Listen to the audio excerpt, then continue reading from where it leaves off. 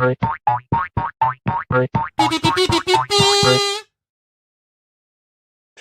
right, it's time for the Fluffle to assemble. Fluffle assemble. Welcome, everybody. Welcome to the Rabyd Nation. Whether you are a paid-for citizen or whether you're just somebody who is subscribed and walking around as a tourist, or whether or not you are just looking across the border, wondering whether or not to immigrate to such a lovely country as the Rabyd Nation, welcome one and all. Welcome to the Rabyd Atheist. I'm your host, Ed Rabyd, a former pastor turned atheist, now a compassionate anti-theist. Welcome to my channel, and welcome to a response. I was watching Paula Gia's video dealing with IP, and so I was just like, I suddenly realized that I was completely unaware of some apologist who is out there, namely Mike Jones and company, who had put together a video series of the historical reliability of the Gospels and then turned it into a massive 6-hour video.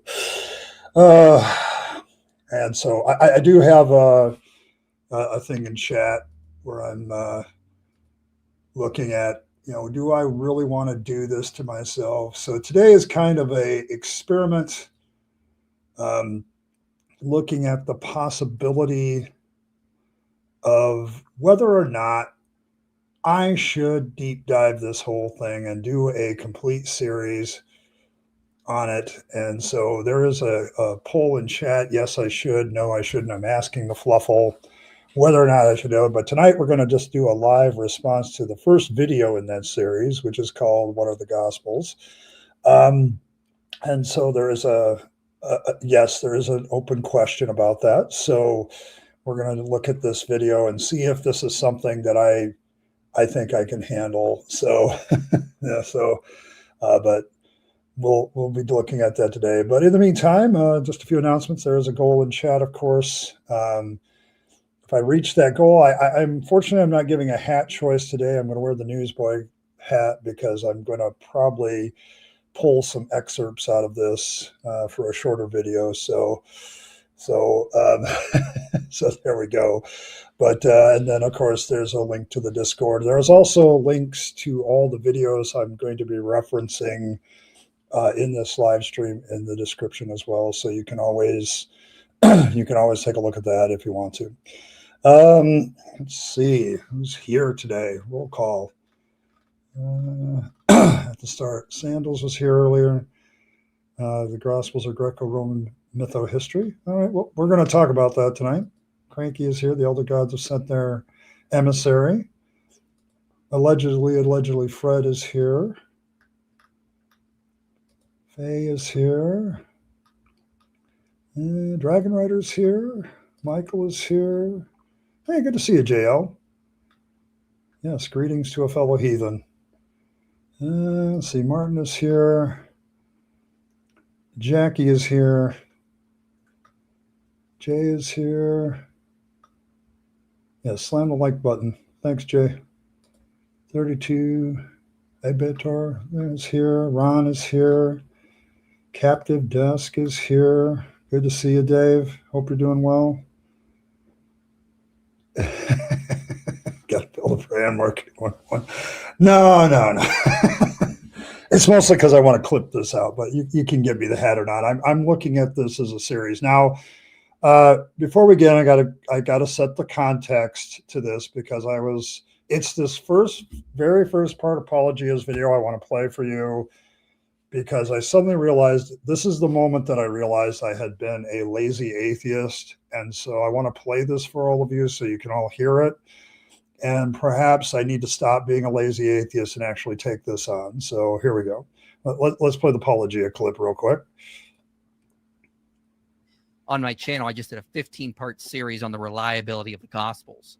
And atheists have not really given me a lot of answers to that. How the amazing evidence supporting the Gospels. Those stupid, lazy atheists. When we did that 15-part series on gospel reliability, we went through like data point after data point after data point of what conservative, these evangelical fundamentalist scholars have put out. And no one addresses their points. No one addresses their points? All in all, the 15 videos together, about 6 hours of just data supporting the reliability of the Gospels. I mean, there's so much data to go through. 15 parts, 6 hours. Move over argument from page count, Gary Habermas. No one reads anymore. Inspired Philosophy's bringing in the argument from video length. Oh, man. That's just... Yes, I have been a lazy atheist. I'm a stupid, lazy atheist. I just haven't addressed this. So we're going to end that tonight. I'm going to start addressing it and maybe turn it into a video series of my own. But yes, like it's the argument from page count. It's the argument from video length. It's the argument from, nobody addresses this. I wonder why, Mike. I really wonder why nobody addresses it. I swear, you apologists write these huge damn books and you create these long video series deliberately so you can say that. So you can say, nobody is taking the time to addressing it. I don't know. 6 hours is a lot to address. I don't know. I've got, see here, I gotta bring it out because Decibel was kind enough to give me the money to buy it. But yeah, I got evidences for the resurrection by Gary Habermas on my shelf. And so,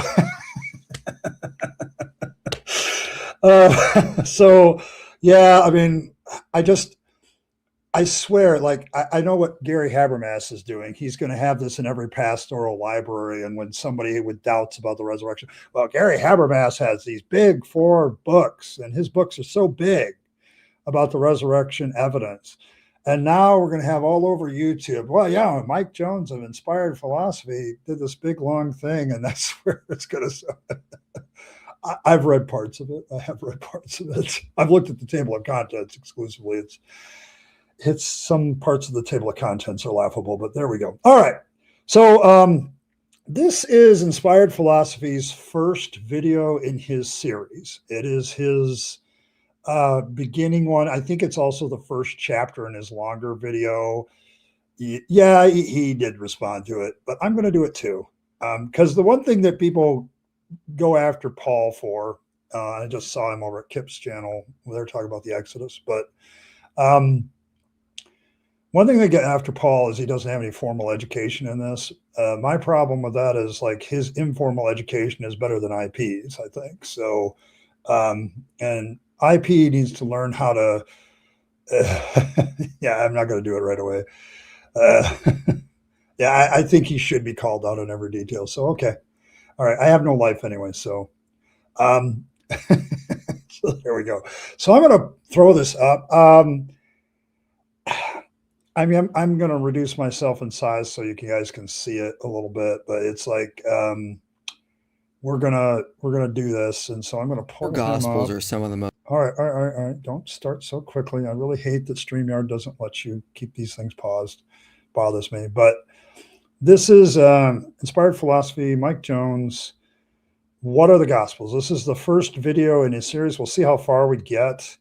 Okay, so let's go. As Jay says, let's go. So here we go. The 4 Gospels are some of the most influential documents ever written. But what are they? Are they myths, legends, historical accounts, a mixture of both myth and history? Some scholars have argued the Gospels are novels. They were never meant to be taken as historical works or tell us what really happened during the life and ministry of Jesus. But most scholars today reject this position and classify the Gospels. Okay, I got to stop there. Most scholars. Haven't I heard this before? Where have I heard this before? This most scholars line. Like I am, okay, apologists to all of you. This isn't just directed at Mike Jones, but to all of you apologists out there, could you please give me what you are saying when you are saying most scholars? Because it's not surprising that on a biblical subject, We've already learned this through dealing with Gary Habermas. We've already heard from Michael Alter about how it's not surprising that when you analyze some sort of biblical thing, when you go about the resurrection of Jesus, for instance, or any of that stuff, it's not surprising that we would find most scholars would have this certain opinion, because most of them are Christians. And most of them, a good chunk of them, have to sign statements of faith. So, yeah, like this is, Martin, this is kind of what I'm feeling. Most evangelical scholars. Okay. What about critical scholars? What about people that are actually looking at the thing? Like, I really hate that apologists use this phrase, most scholars, very loosely, because it's designed to like put an authoritative backing to their words, but then they never really deep dive into what exactly do they mean by that term, most scholars. Like, if you're going to say most scholars, what do you mean by that? What exactly do you mean by the term most scholars? It seems to me that this is kind of a apologetical buzzword at this point, and I'm kind of sick of it. If you're going to say most scholars, please tell me who you mean. Give me the percentages. Give me some actual data to back up that statement. So it's one of those things that I'm kind of tired of, because it doesn't matter if there's a popular view of that or any of that, but what that is a problematic statement when you don't define what it is. Okay, so it says, Pastor Tony, you're a good interlocutor. I appreciate you, but anybody can write in a story. 500 people saw it. Who are they? What were their names? What did they actually see? Why didn't they write down an account? Anybody can say that. Anybody can say that they were still alive at the time too. So it's like, once again, that's a claim, not so much proof. It's more of a claim than proof. So, all right, so let's move on. As Greco-Roman biographies or lives. But why? What is the evidence that the Gospels are actually biographies, intended to report historical facts? And why wouldn't it make more sense to see them as novels or works of fiction?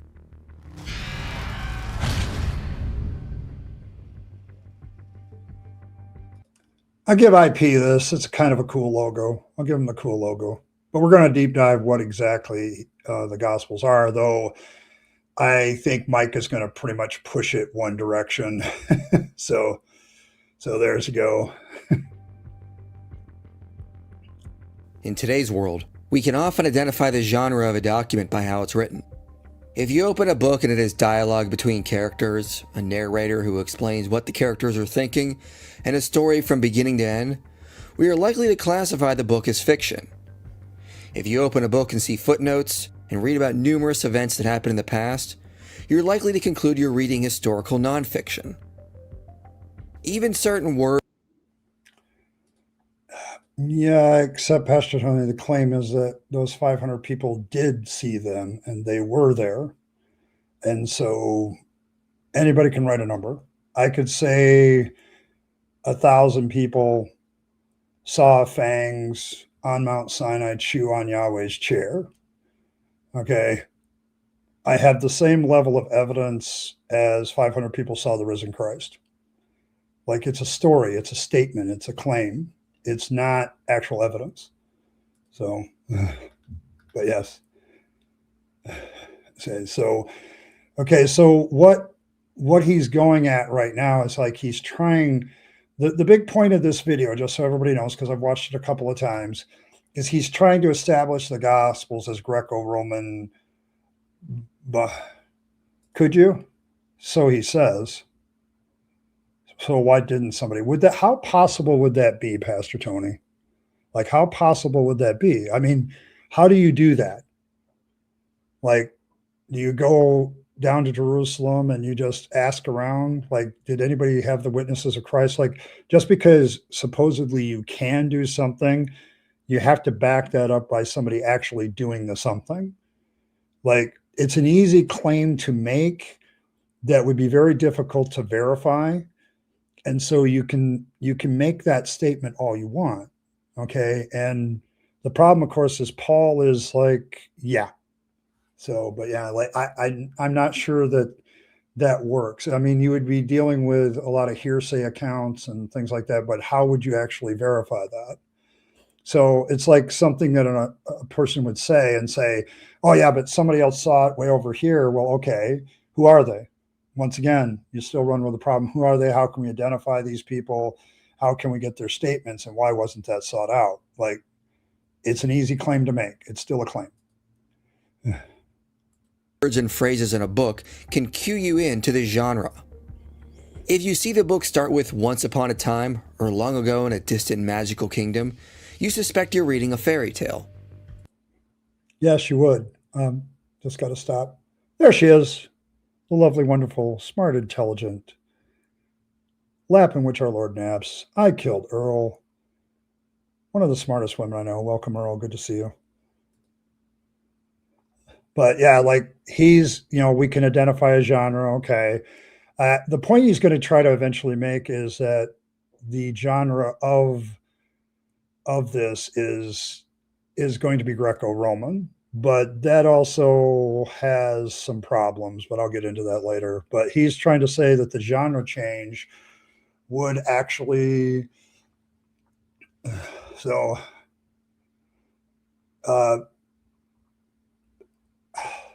makes it more historical, but we'll get into that. The ancient world had similar methods. There are various works from the ancient world we can classify as epics, myths, histories, biographies, etc. But one would not write an epic the way one would write a history. One would not write a biography of an historical person the way you'd write a mythical tale. Often authors would write according to the structure of similar works, thereby fitting with the general style of how similar works were composed. Now, I have no problem with this. I have no problem with the fact that the Christian writers might have taken something that they knew about. In fact, that's a lot of the cases for Sada, the criticism of the Govrams. Hey, Native, good to see you. Yeah, Greco-Roman wrestling, all upper body. Yeah, but yeah, like so I have no problem with like maybe the gospel writers adapting things from other traditions that existed, and they might write in that style. Like a genre is very much a style of literature. It puts it into a category of literature. It doesn't necessarily make a certain style of literature doesn't make it immune from criticism. Okay, is the point.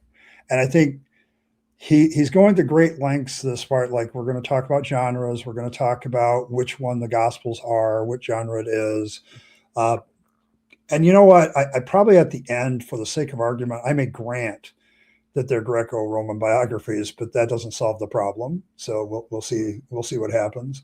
But yeah, he's just trying to say, okay, people use genres from around them. We do that today. That's fairly typical. So it's like it's kind of a mundane idea, so I don't have a problem accepting it, but that's kind of going to be his drive. Is it like he wants to classify them as Greco-Roman biographies because then that makes them, quote unquote, in some way more historical. And I don't think he really delves into the criticism of Greco-Roman biographies very well here. So, but we'll see that as we go. The differences between ancient genres were not rigorous. There was flexibility in how one could write. A biography could have features that were more often found than a history. A history could contain mythical elements. But authors would still try to write in a way that would fit with how other similar works were written, thereby writing in the style of a specific genre. Richard Burridge says, for Aristotle, the important principle is that literary works should conform to the form, meter, style, language, and so on, which is appropriate or fitting to the genre. That's very true, but it's also true that people are very, very flexible when it comes to this sort of thing. Like there's definitely, like, even the Gospels themselves have some flexibility to them in their style. Like we can tell something's written in Mark by the style. You can tell something's written by, if you gave me a quote from Matthew, I could probably pick it out compared to Luke and John. John has a very distinctive style. And so, but they could all be part of the same genre, but you have variations of style even within a genre. So he's generalizing. I'll grant him that, but I'm not quite sure that what he thinks this does is actually what it does. So let's see.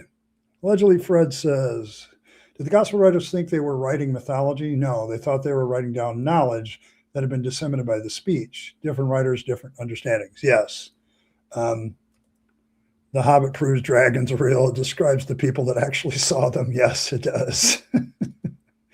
So, yes, but yeah, and there's also, of course, the synoptic problem, which he will get into, and I will touch briefly. So we'll get to that, but there's that. Yes, con men historically pretend to get up aloft in order to gain even more power and money. Yes.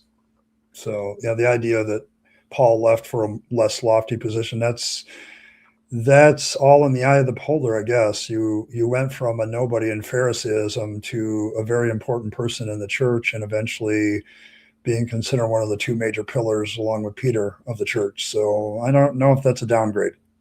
So when we take a look at the Gospels, there have been various theories proposed as to what they were intended to be. Some scholars have suggested they were novels, or similar to Greek tragedies. Others suggest they are more similar to Jewish tales of a rabbi, or Old Testament books that follow a specific person, like Jonah or Nehemiah. In the 20th century, the most popular view was the Gospels were a unique type of Christian literature. Often they were characterized as textualized forms of Christian preaching that evolved out of oral traditions, or as Christian oral folk literature. Okay, I'm going to stop right there. Hold on. What do we got here? All right, decibel. I think we hit 5. So Cranky wants me to put the hat on. Okay, fair enough. There we go. There, now I can look like a scholarly something. But yes, I can chronicle the history of this a little bit, because I did learn some of it in Bible college way back in the day. Very late 80s, early 90s. But yes, there was a large movement at the time in the 20th century that the Gospels were unique literature, that they were a unique form of literature that was specific to the Christian group. But also in that, there was also this idea that the genre was also related to stuff like Nehemiah and Jonah, where you had individuals that were the center of the discussion. So Jesus becomes the center of the discussion. He becomes the main character in all 4 of the stories. Now, I think Michael is going to forget at times that there's a crap ton of other gospels out there. And so the idea that they were a unique form of Christian literature is not completely off the table. Like, a lot of people have gone to this Greco-Roman biography thing, but also a lot of people are saying, yeah, but the Gospels have some unique fixtures that don't necessarily fit that. And so he's going to make it feel like that the whole of scholarship has shifted from unique form of literature to Greco-Roman biography. That's not entirely true. There's a lot of biblical scholars that are, including Christians, that still hold that it's a unique form of literature. So he's not completely, surprise, surprise, Michael isn't completely accurate on that. So yes, I'm a cab driver. As cab driver scholar, that's the best way to put it. Never ask logic about Nehemiah ever. Yeah, well, but yeah, it's. Oh, I need a sticky note or notepad to be a true scholar. Okay, there we go.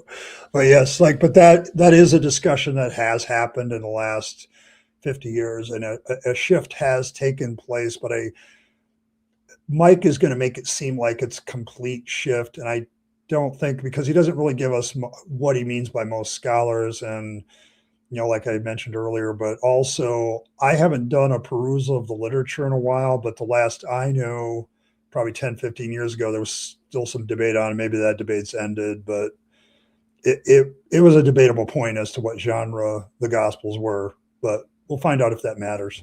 Rudolf Bultmann taught the Gospels were expanded cult legends shaped by the communities over time. The Gospels were added to fit the needs of the community and were not constrained by historical memory, but constitute legends that were built up over time. On this view, yeah, like that is a long time brew. It's actually kind of my view. I do believe that these various communities kept different stories of Jesus. They circulated different stories of Jesus. One of the largest problems, even with Greco-Roman biographies, is the oral traditions that are behind them.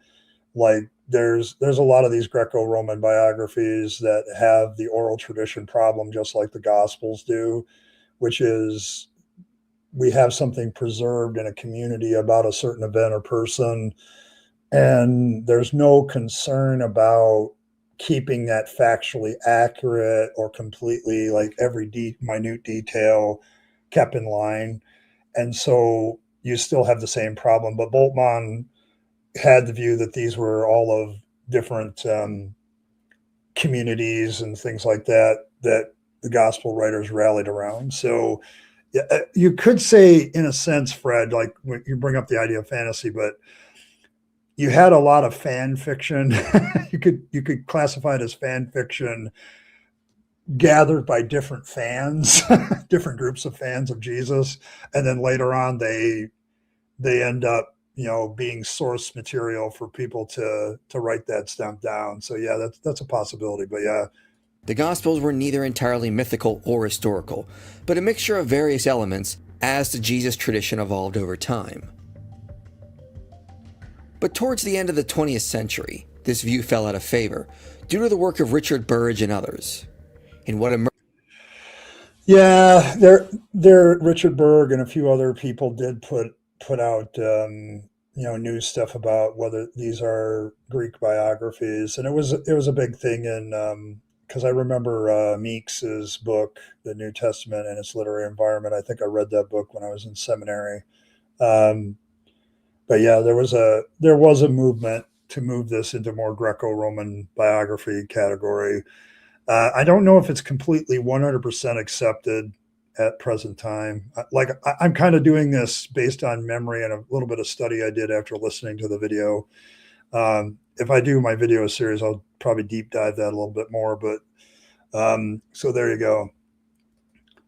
Apology I mentioned is put down a false dichotomy, saying the Gospels were either a novel or biography. Disprove their novels and claim the Gospel or biography. Yes, that is kind of a false dichotomy that Mr. Jones pushes. IP pushes this pretty hard. But he just talked about Bultmann's view of being part history and part mythological, which is a third view. And there are several others as to what the Gospels could be that he doesn't even address. He frames this, and this is one of my criticisms of IP's video, is that he is framing it as this, it's either a novel or it's a biography. And really, that's not necessarily the only place you could go. You could go historical mythos. Like if you read some of the stories like Alexander the Great, there's definitely like history mixed with myth. Okay. And the Gospels could very well be that too. Some historical accounts about Jesus and some mythology. So it's like there's a third option. There's several other options as well. I think the problem that IP has is he does tend to, like a lot of apologists, he gets into this black and white, it's got to be this or that kind of thinking. He only gives himself a false dichotomy and two options.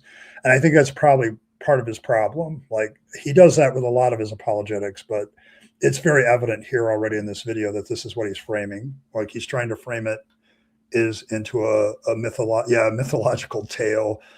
Yeah, it's kind of naive. Like, and I don't mean like IP is a smart guy. You can tell that he's intelligent, but I think that he's so desperate to prove his bias that he takes the conclusion and works his way backwards, which is not the way to do it.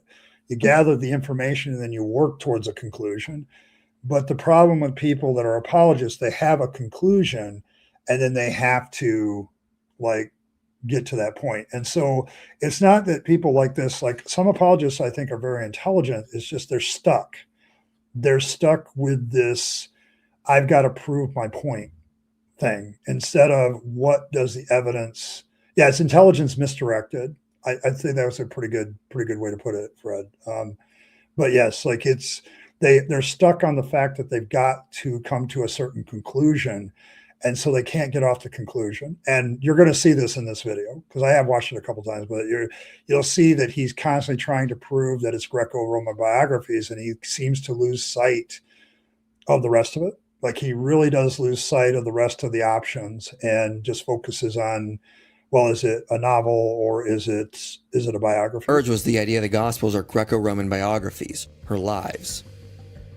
A biography is mostly in prose narrative, with a basic chronological framework, which could start with the birth of the person or the beginning of their public career, and typically... And I have to say, this does fit the Gospels to a large extent. Like, there is a chronological framework. It doesn't necessarily have to be in order.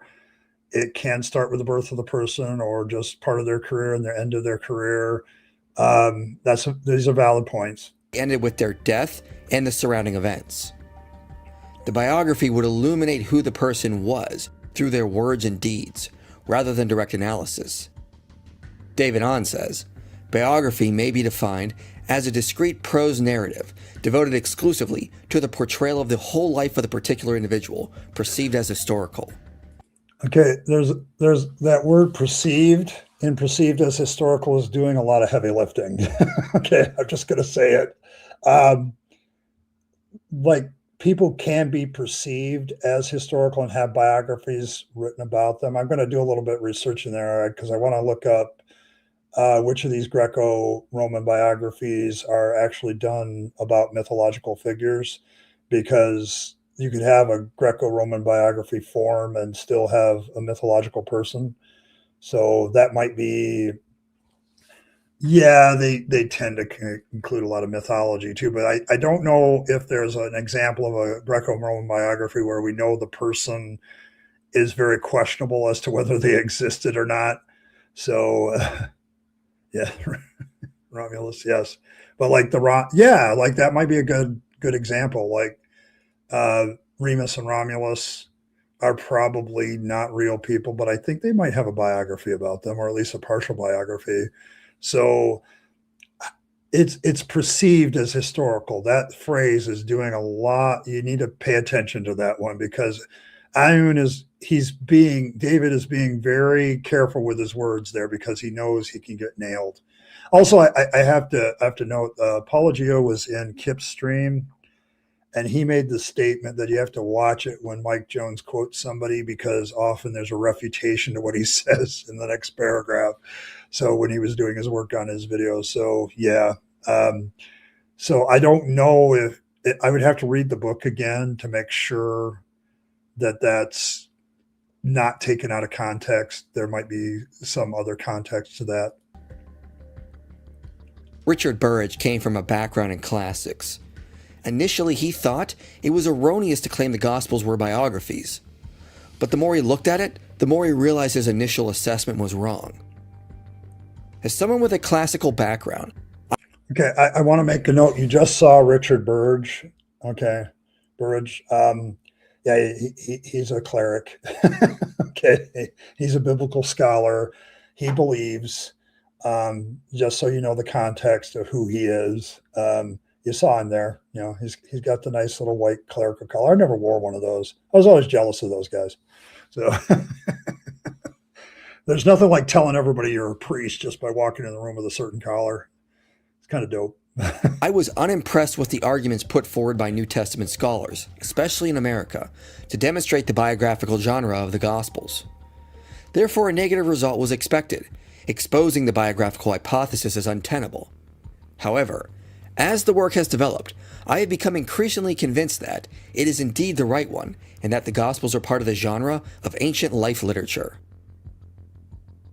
He did agree the Gospels have unique features, but from his knowledge in classical studies, he noted the Gospels share numerous features and motifs that we find in ancient biographies.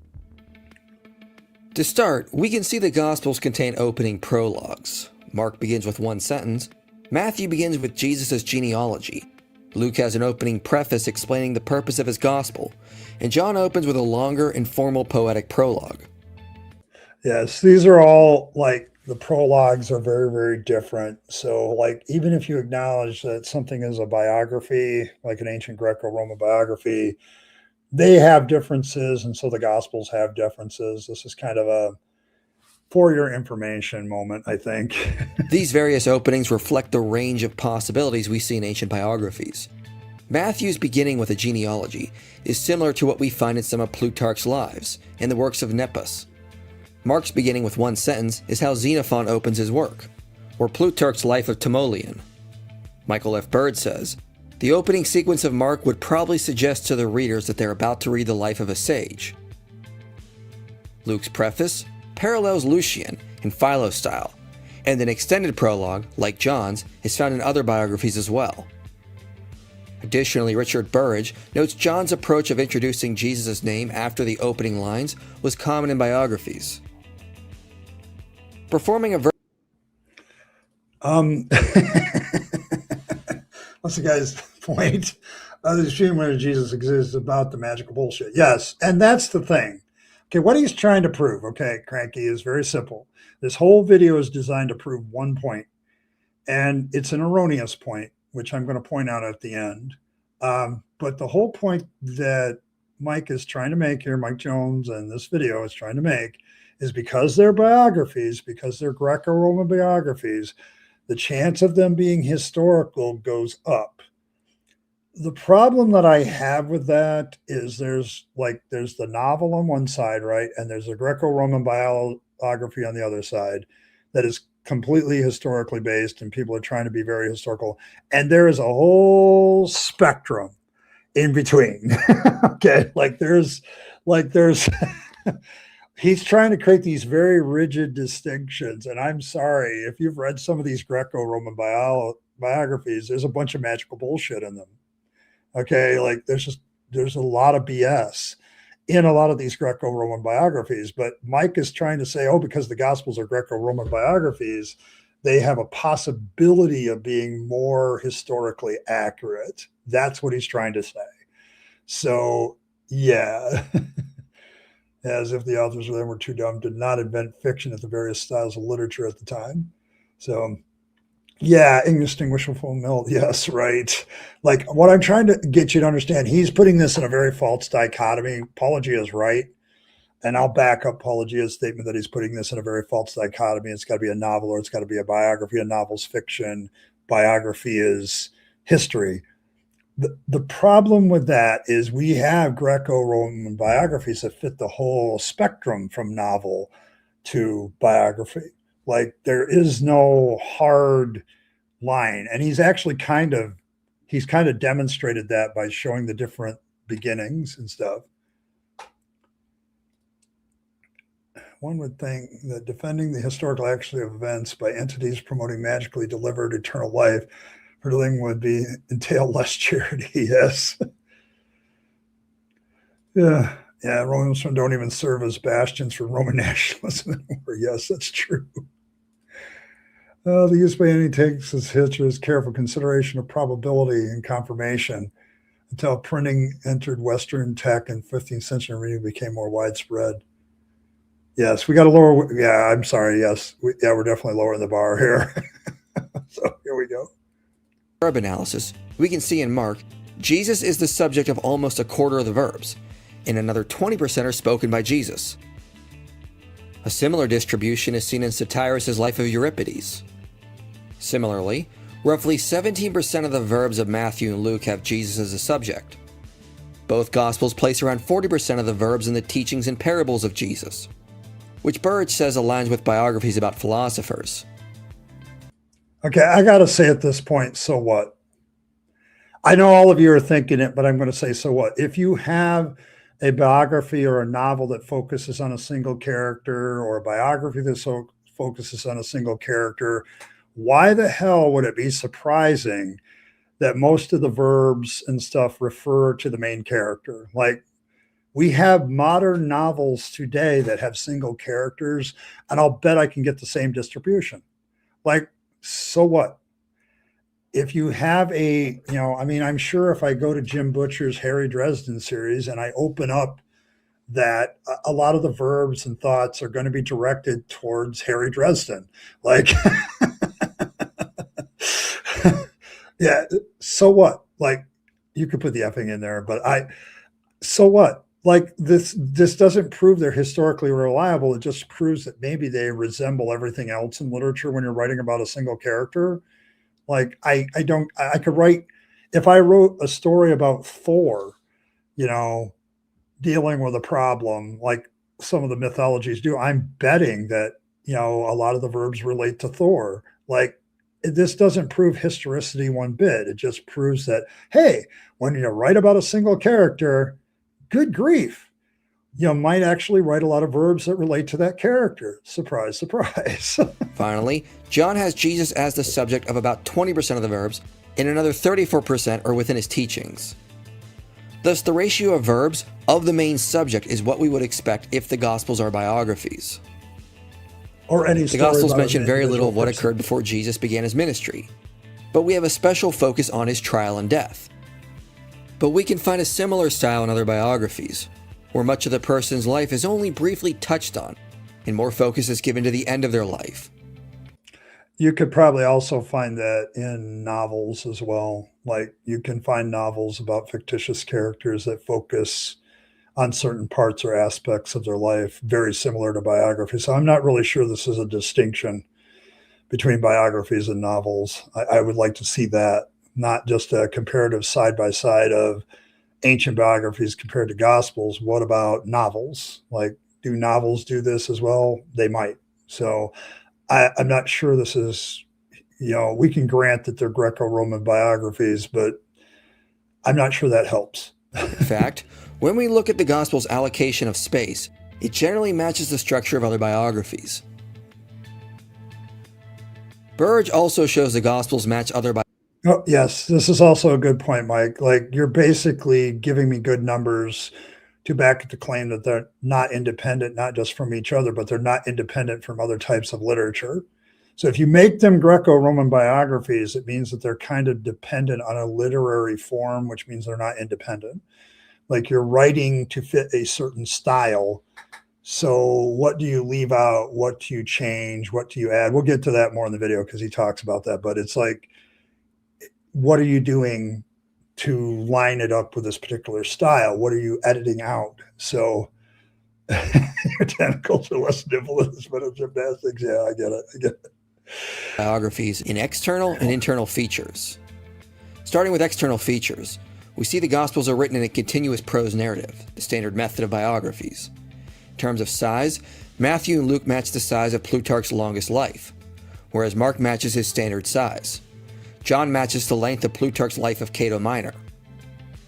The Gospels contain a framework of a basic chronological. Apologia pointed this out. There are standard lengths back in the day of scroll size and things like that. So the length of any book isn't proof that it matches a certain genre. You could probably get the same length of a novel in the same way back then. Like, a lot of stuff back in the day had to do with how long the standard scroll was. So that's a completely, to me, an irrelevant point as to whether they're biographies. I don't know of any person who determines the genre of literature based on the length of the scroll, like, or page count. Like, it's not really a point to me. So I found that a weird point. Chronological sequence with topical material throughout, a typical structure of biographies. Often sequences in the Gospels are not in chronological order, as we can see differing order of events between the Gospels. But Arnaldo Momigliano says, ancient biographies did not necessarily follow a chronological order, nor is chronological order a necessary feature even of modern biographies.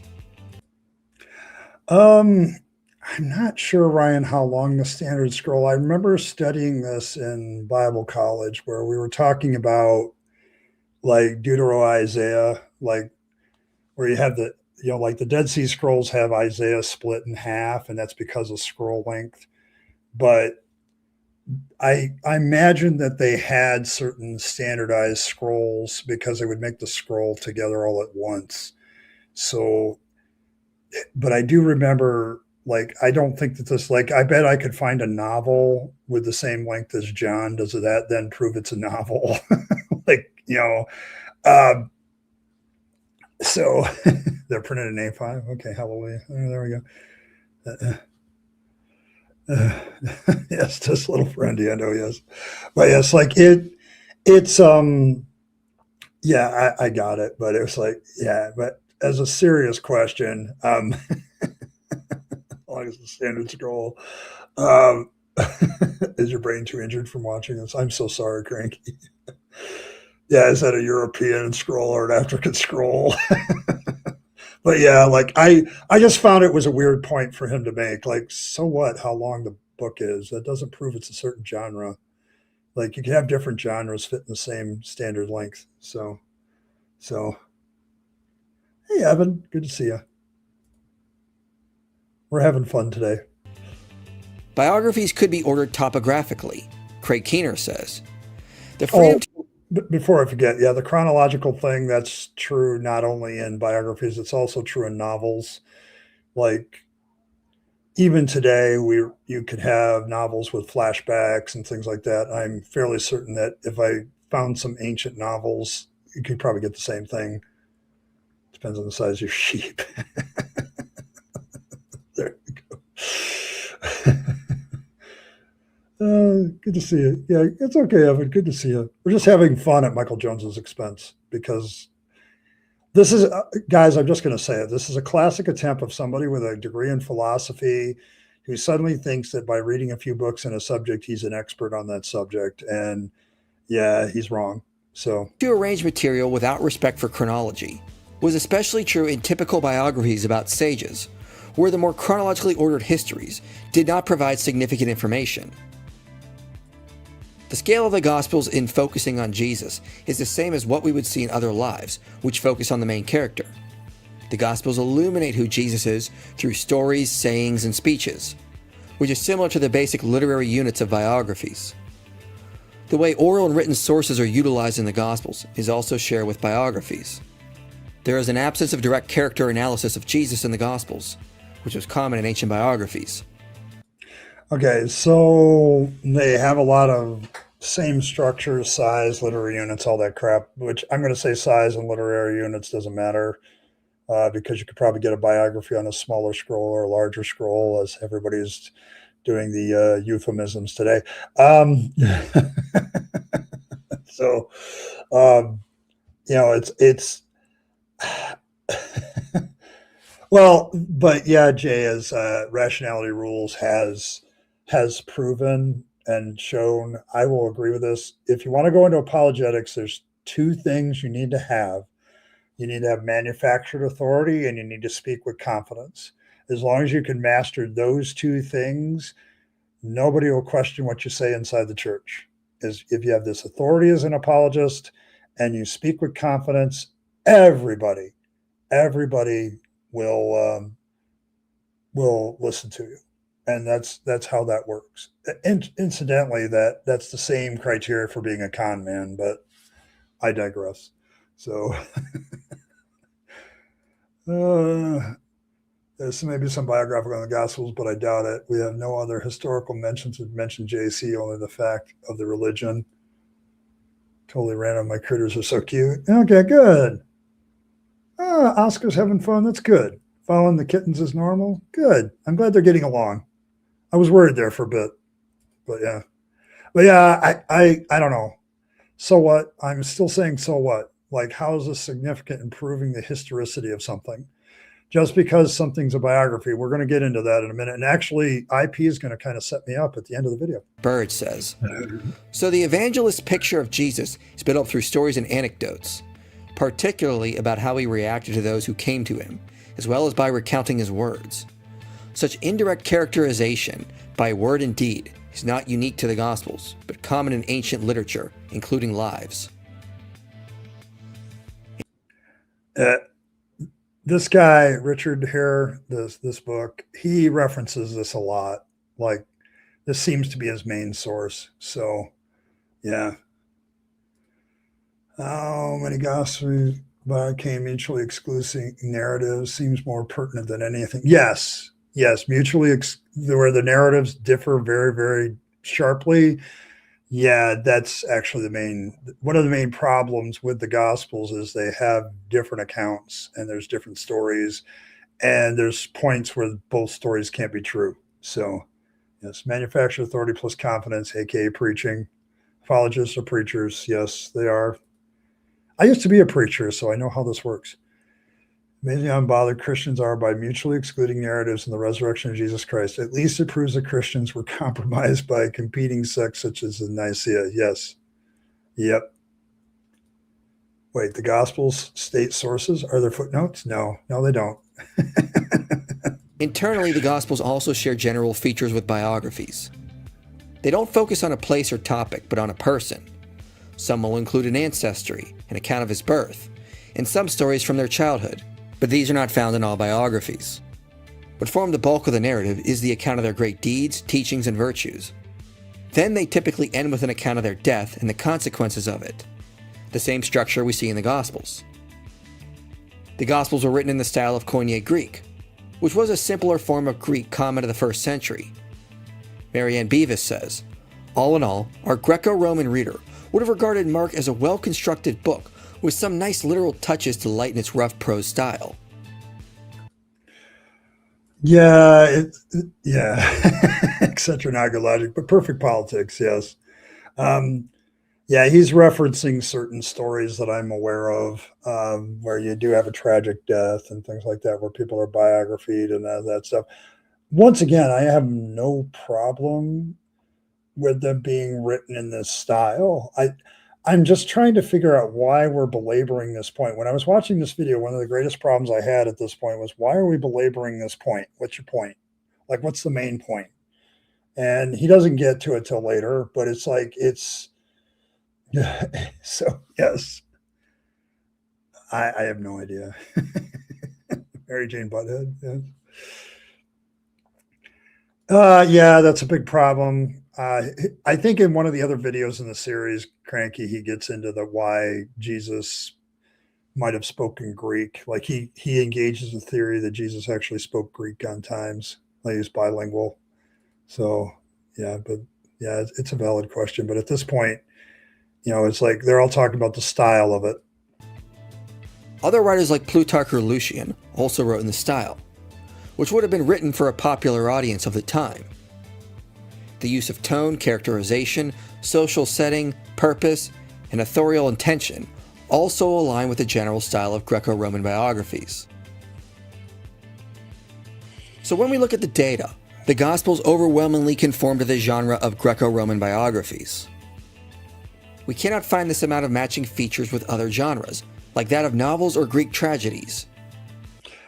Actually, I could bet that if you actually did, I don't know, I can't remember if Mike actually delves into the differences between novels and Greco-Roman biographies here, but I'll bet I could write a novel about a completely fictitious person that has all those qualities. So it's not like this is a guarantee. This is just noting similarities between the two. And that doesn't necessarily, Greek was more common than Aramaic, but you're still dealing with a very illiterate population. So who is using the Greek is still a valid question. There are the rings. They all look very Texas sharpshootery to me. So it makes no sense to classify the Gospels as works of fiction or legends when they were... That was a very deceitful shift, because he's placing this in this dichotomy of it's got to be novels, which are fiction, or biographies that are factual and historical.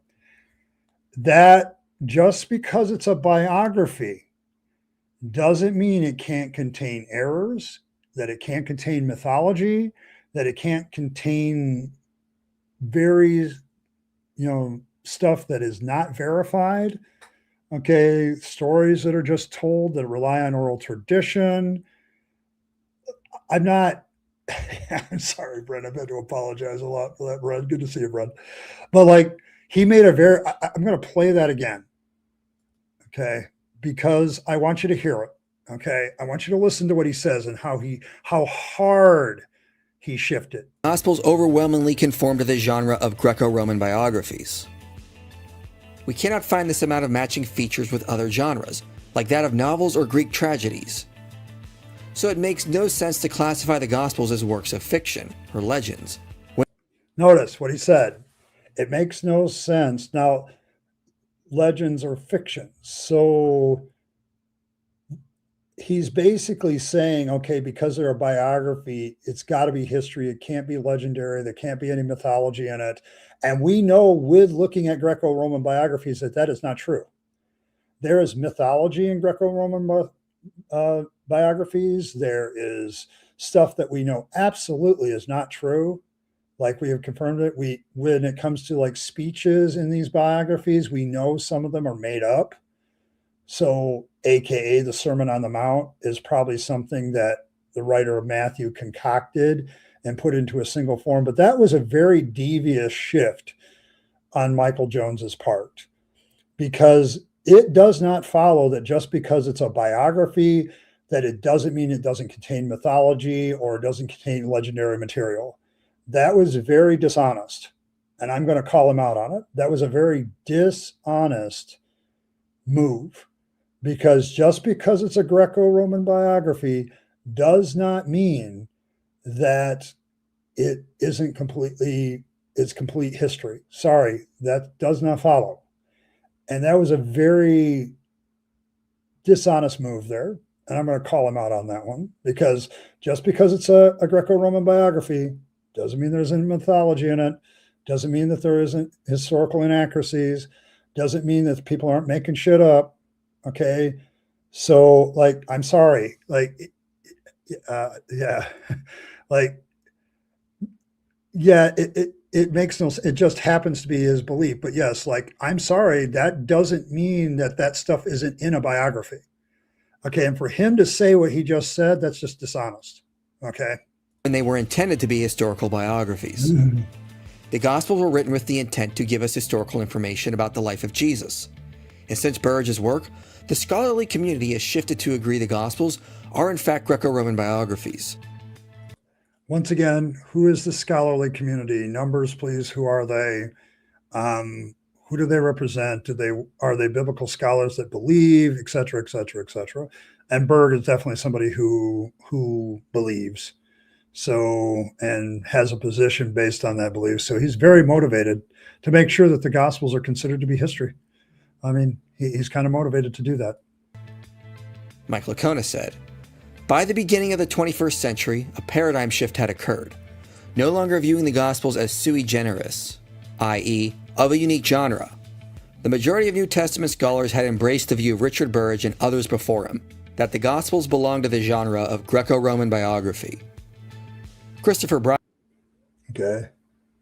Let me address this really quick. Sorry, I'll point. Do you think Jesus existed and did false miracles on purpose, like turning water into wine? Honestly, my honest answer is I don't know. I know that that's listed as a possibility that Jesus of Nazareth could have been like a faith healer like today. Let's be honest, that's an old con. Like, it's been around. Okay. So like, I mean, yeah, but you could have somebody doing sleight of hand, calming the seas. It could be a coincidence that happened once. Like, yeah, like I know that stage magicians have done everything that Jesus did. Okay. With very simple things that Jesus would have had available at the time frame. So I know it's very possible. I'm tending to lean more in the idea that Jesus is a conglomerate figure of a lot of messianic figures at the time. Like I've said it before, that Monty Python scene in Life of Brian with all the messiahs talking and making statements is probably one of the more historically accurate things in the film. But Yeah, you also don't know. I'm going to get into that too, because a lot of these biographies, Dragon Rider, how do we know that the biographers are accurate representation of a person's life, specifically back then? We don't. Um, the author could be biased. There's a lot of ones that are done for uh, political and propaganda reasons. Like there's a lot of these biographies that definitely show efforts of propagandizing certain people or diminishing certain people. So yes. So yeah. Yeah, did Jesus make the and disappear before a studio audience? Yes. Yes, miracles still remain unlikely.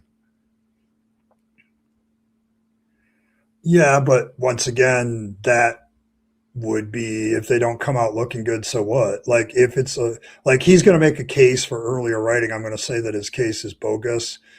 But if the Gospels are written later, the writers wouldn't care what the disciples thought, and so they could write whatever stories were going around and edit them the way that they saw it fit to give that flavor. When you start to look at the Gospels as works of literature that the writers concocted and put together, it makes more sense. Like, so, I mean, the assumption that these are written by eyewitnesses is a very, very, very big assumption. So, there's a lot of proof against that, but that's later in his series. I'll get to that. If I do this series, I'll get to that at some point. Ryan said, "It will be difficult to take seriously any future study of the gospel genre, which does not come to terms with Burridge's arguments."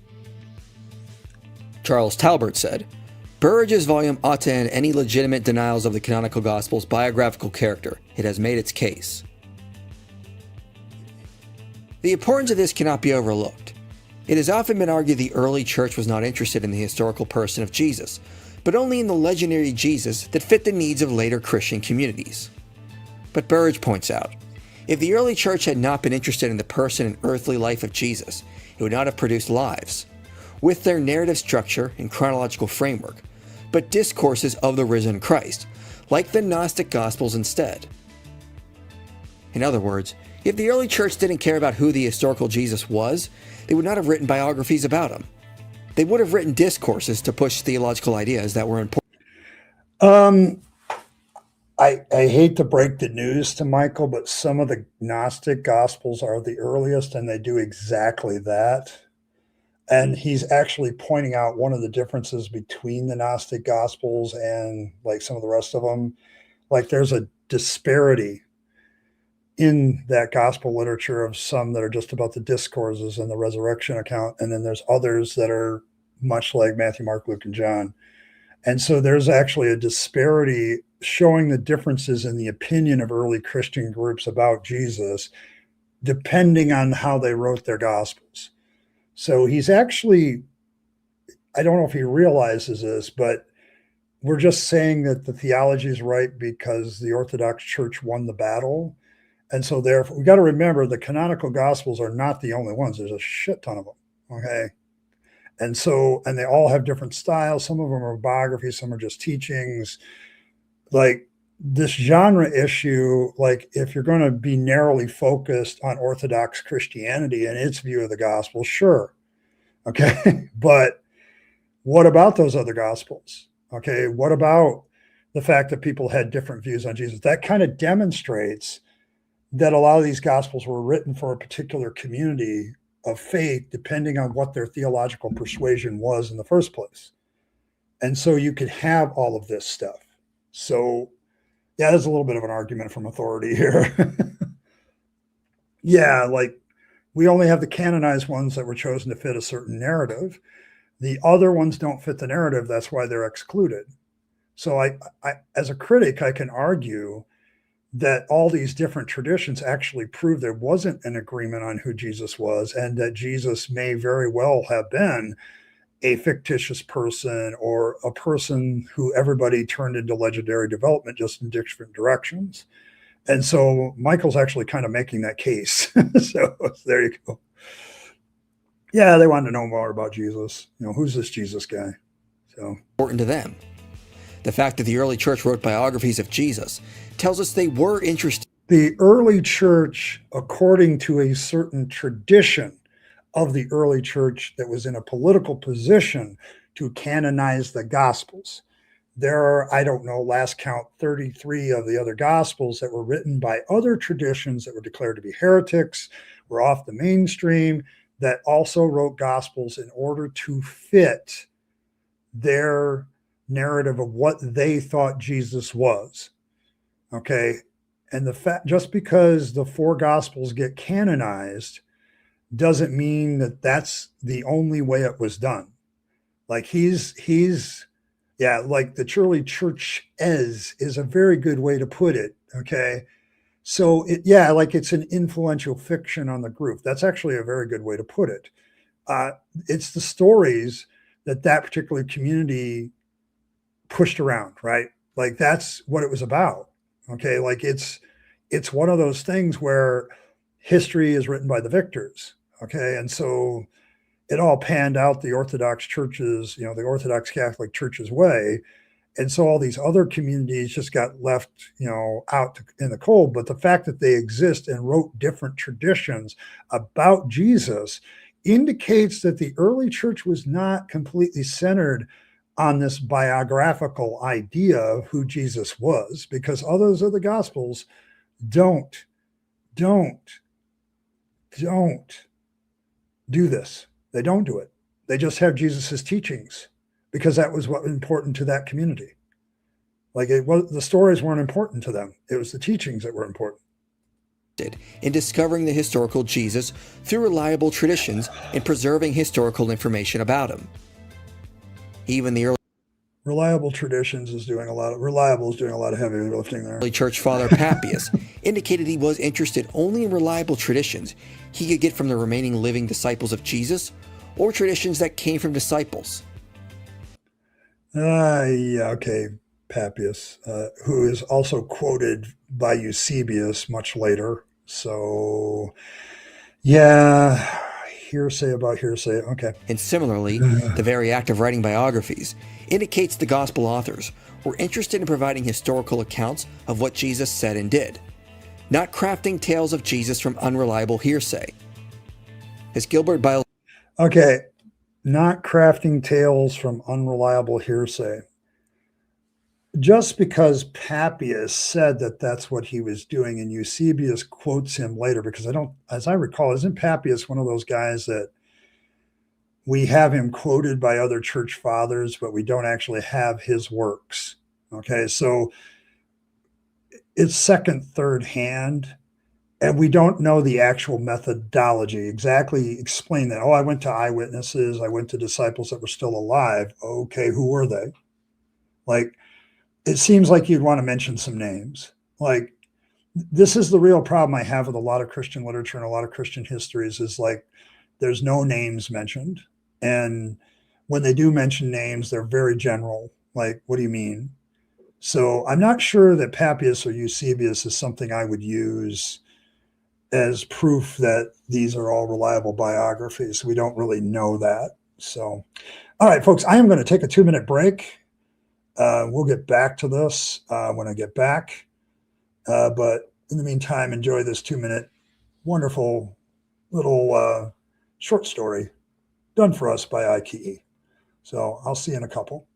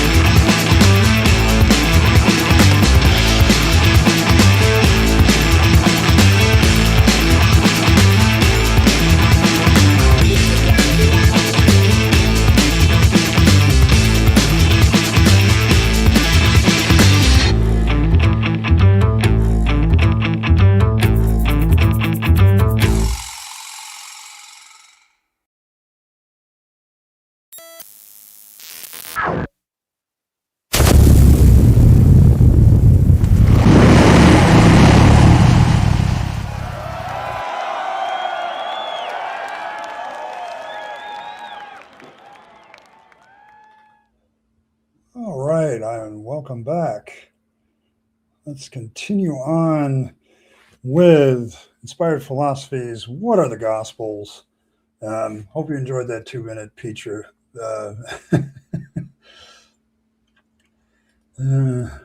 Picture that is emerging hearing edge is the real historical man, but all the dozens of God are algorithms of other messiahs, stories carefully crafted for their religious agenda. Yes, that's kind of my vibe with it. Like what ended up happening is you have a bunch of Christian communities that have their own traditions, and then they get amalgamated into a single tradition, either by force or the other traditions just disappeared. So yeah, there we go. Hope you enjoyed that by Ike. So let's bring back up Mike. Ian said, "The works should conform to the form, meter, and preserving historical information about." Why does it do that? Here we go. Here we go. I'll pick it up. Interested in the person and earthly life of Jesus, he would not have produced lives with their narrative structure and chronological framework, but discourses of the risen Christ, like the Gnostic Gospels instead. In other words, if the early church didn't care about who the historical Jesus was, they would not have written biographies about him. They would have written... More correctly, it would be said if certain parts of the early church didn't care about who Jesus was, they wouldn't have written biographies about him. Other parts of Christianity did not care because they seemed to focus on the traditions and teachings of Jesus. And so they wrote gospels that were very different. Now, you do have in the gospel narratives interests about Jesus's teachings. That's definitely true.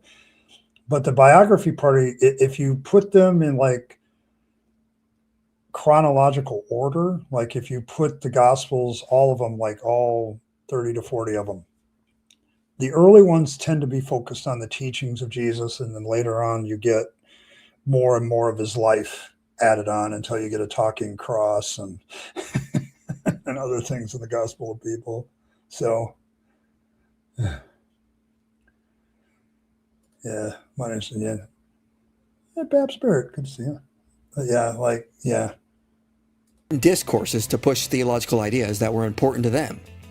The fact that the early church wrote biographies of Jesus tells us they were interested in discovering the historical Jesus through reliable traditions and preserving historical information about him. Or just preserving the stories that we were telling about him, that not necessarily were they as focused on history as you think they are. They were mostly, I think, interested in preserving what stories they were telling. And so certain gospel writers began to collect those into stories. I think John, to me, like the Gospel of John is the best example of a community written document where the community came together and took all their stories. But you can also see like deliberate avoiding the other gospels, but also referencing them at the same time indirectly. So yeah,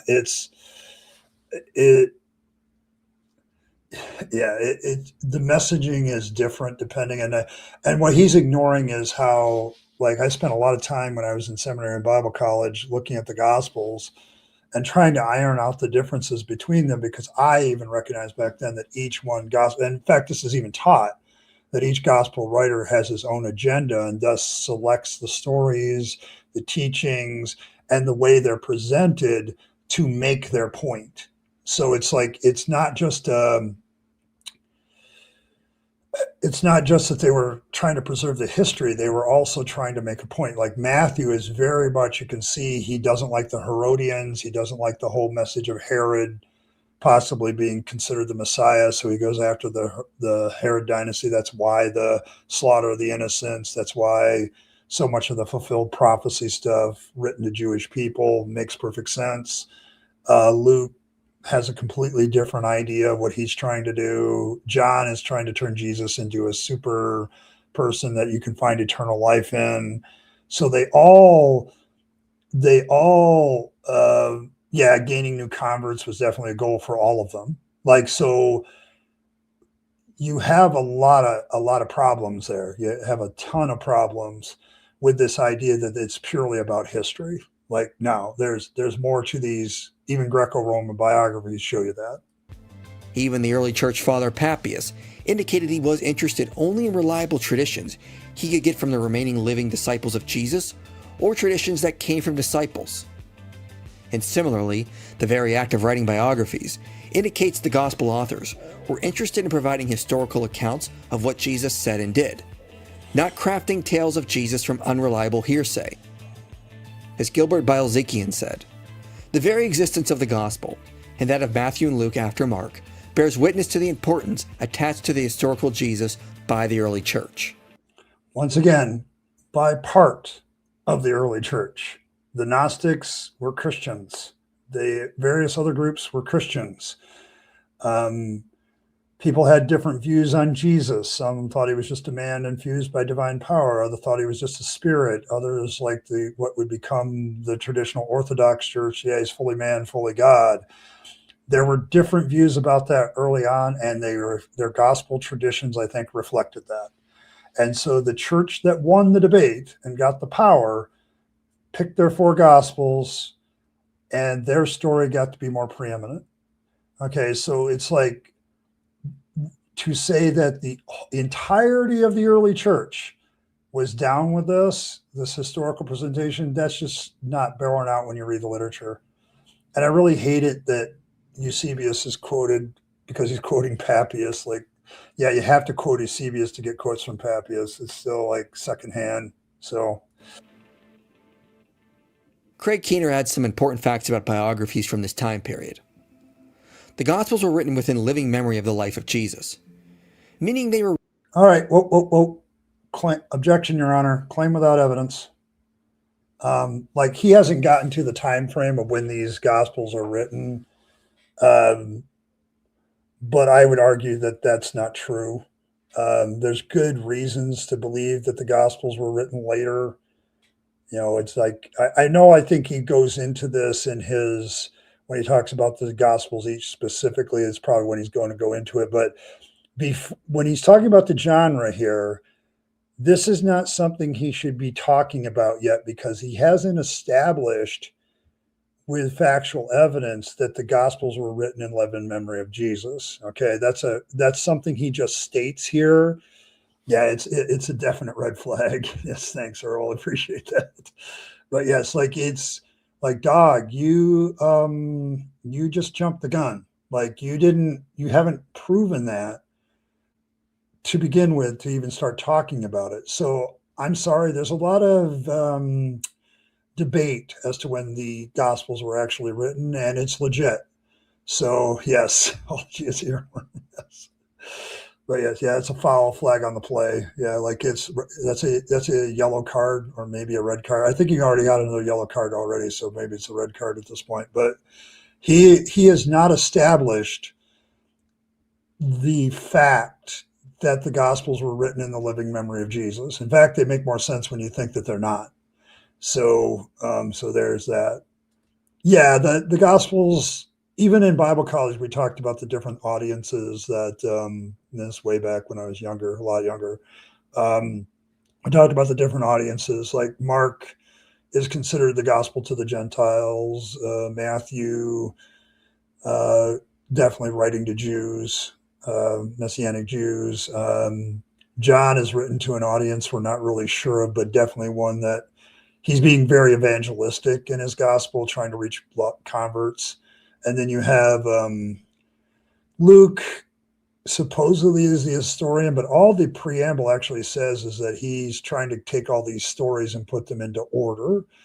And he may have had an agenda that was more like if you take Luke and Acts as written by the same person, he uses a lot of like pneumatology, like he's trying to present a theology of the Holy Spirit's involvement to a point. Like, that's what I used to believe as a Pentecostal, but I kind of recovered since. So, but yes, they all have different audiences. So, yeah, they're trying to get converts. Yeah, that's pretty much it. Specifying who arrested Jesus, we have no idea who arrested Jesus because the Gospels can't agree on whether it was the Jewish temple enforcers, a legion of Roman soldiers, or random angry mob. Yeah, they don't make a distinction, and that's part of the problem. So, but yes. But I had to object at this point. He's saying that the Gospels were written here. And it's like, No, you've just lost me because you haven't established that. Written when many eyewitnesses of Jesus were still alive and could report on Jesus' life and deeds. We have some fictional biographies from the ancient world, but none were written within living memory of the eyewitnesses. All were written. Which should tell you something, shouldn't it? Shouldn't it, Michael? Like, if most of these biographies are not written in living memory of the person they're biographing, shouldn't that tell you something about the Gospels? Like, isn't it also possible then that they're not written in living memory either? Like, do we do biographies by somebody we have living memory of, or do we write biographies about people that don't have living memory anymore, or gets close to dying out, and so then we write them? But yeah, enjoy the popcorn, BS. Enjoy it. He's saying that people who went one-time rock concert remember the lyrics 30 years later. Yes. Yes. Well, yeah, like, he just made a point against himself, and I don't even think he realized it. Like, if these biographies are often not written in living memory, what is to stop the Gospels from having the same problem? Long after the eyewitnesses died. Nor was there a widespread practice of writing novels about historical characters. Biographical novels were not widespread, but not non-existent. Rare compared to biographies that were intended to be historical. So since the Gospels were written within living memory of Jesus, there's no reason to think they were intended to Again, objection, facts not in evidence. Be fictional accounts. As Keener says, in contrast to the Gospels, all of the above-named historical novels were composed long after living memory of their subjects, i.e., long after anyone who knew the eyewitnesses had died. Moreover, scenes in these novels tend to be fleshed out with far more copious details than is possible in the anecdotes, and often bear a focus on the events of many biographies, including the synoptics. One writing about a person in living memory was expected to write accurate information. Josephus reported he wrote about events while witnesses remained alive who could verify or falsify his claims. He complained that Justus, one of his rivals, waited 20 years to publish after eyewitnesses had died, which made his account deficient. Okay, that's Josephus. Josephus is kind of an odd duck anyway. Like, the more I read about him, he's like kind of a weird historian. So that's my take on Josephus. Tacitus wrote about his father-in-law, whom he had intimate knowledge of. Polybius wrote within living memory of Scipio, and had access to Scipio's relatives and friends. Okay. All of that may be true. It doesn't mean that any of these people didn't embellish. Let's be honest about Josephus. He doesn't like Pontius Pilate. And so when he writes about Pontius Pilate, it's never positive. And you can tell that he has a problem with the guy, right? It could be that maybe his own personal feelings about Pontius Pilate may have colored the guy a little bit darker than he actually was. And I would also argue that the Gospels kind of paint him kind of lighter than maybe what he was. And so the idea that just because these people are using, even if you are using people that are close to the events or knew the events, memory is a funny thing. And people, get defensive about their own life. Like, if I was interviewing somebody who had conceivably done something wrong, they might be defensive about that event, okay, and paint it in a different way than it actually was. So just because these people use this stuff doesn't necessarily mean that various shades of whatever didn't creep in. Like, I think that's not a claim you can make, that it's somehow because we're in living memory that somehow things weren't altered. So yes, this all can be falsified. That's kind of the point. Like, Bran, you make the most valid point, because it's like, these names are so silly. Yes. Oh, there you go. Yeah, we don't question the end. Yeah, the Herodians get the shaft in the Bible. I always like those guys. They were good at parties, I'm sure. But yeah, like, even if all this is true, it doesn't mean that everything said by these people was historically accurate. So it's like, I think the problem that I'm having with Michael is he thinks because they're biographies, they must be historically accurate. And that's just not, that doesn't follow. So ancient writers highly valued those closest in date and proximity to the events reported. like modern historians do. But they also, like modern historians also say trust but verify. Like, like you got to verify stuff. And so, yeah. But ancient historians, we know that they played fast and loose with some stuff. And so I'll get into that in a bit. Biographers who wrote long after their subject, like Arrian, who wrote about Alexander the Great, complained that falsehoods have crept in and distorted the facts. It was hard to distinguish truth from falsehood.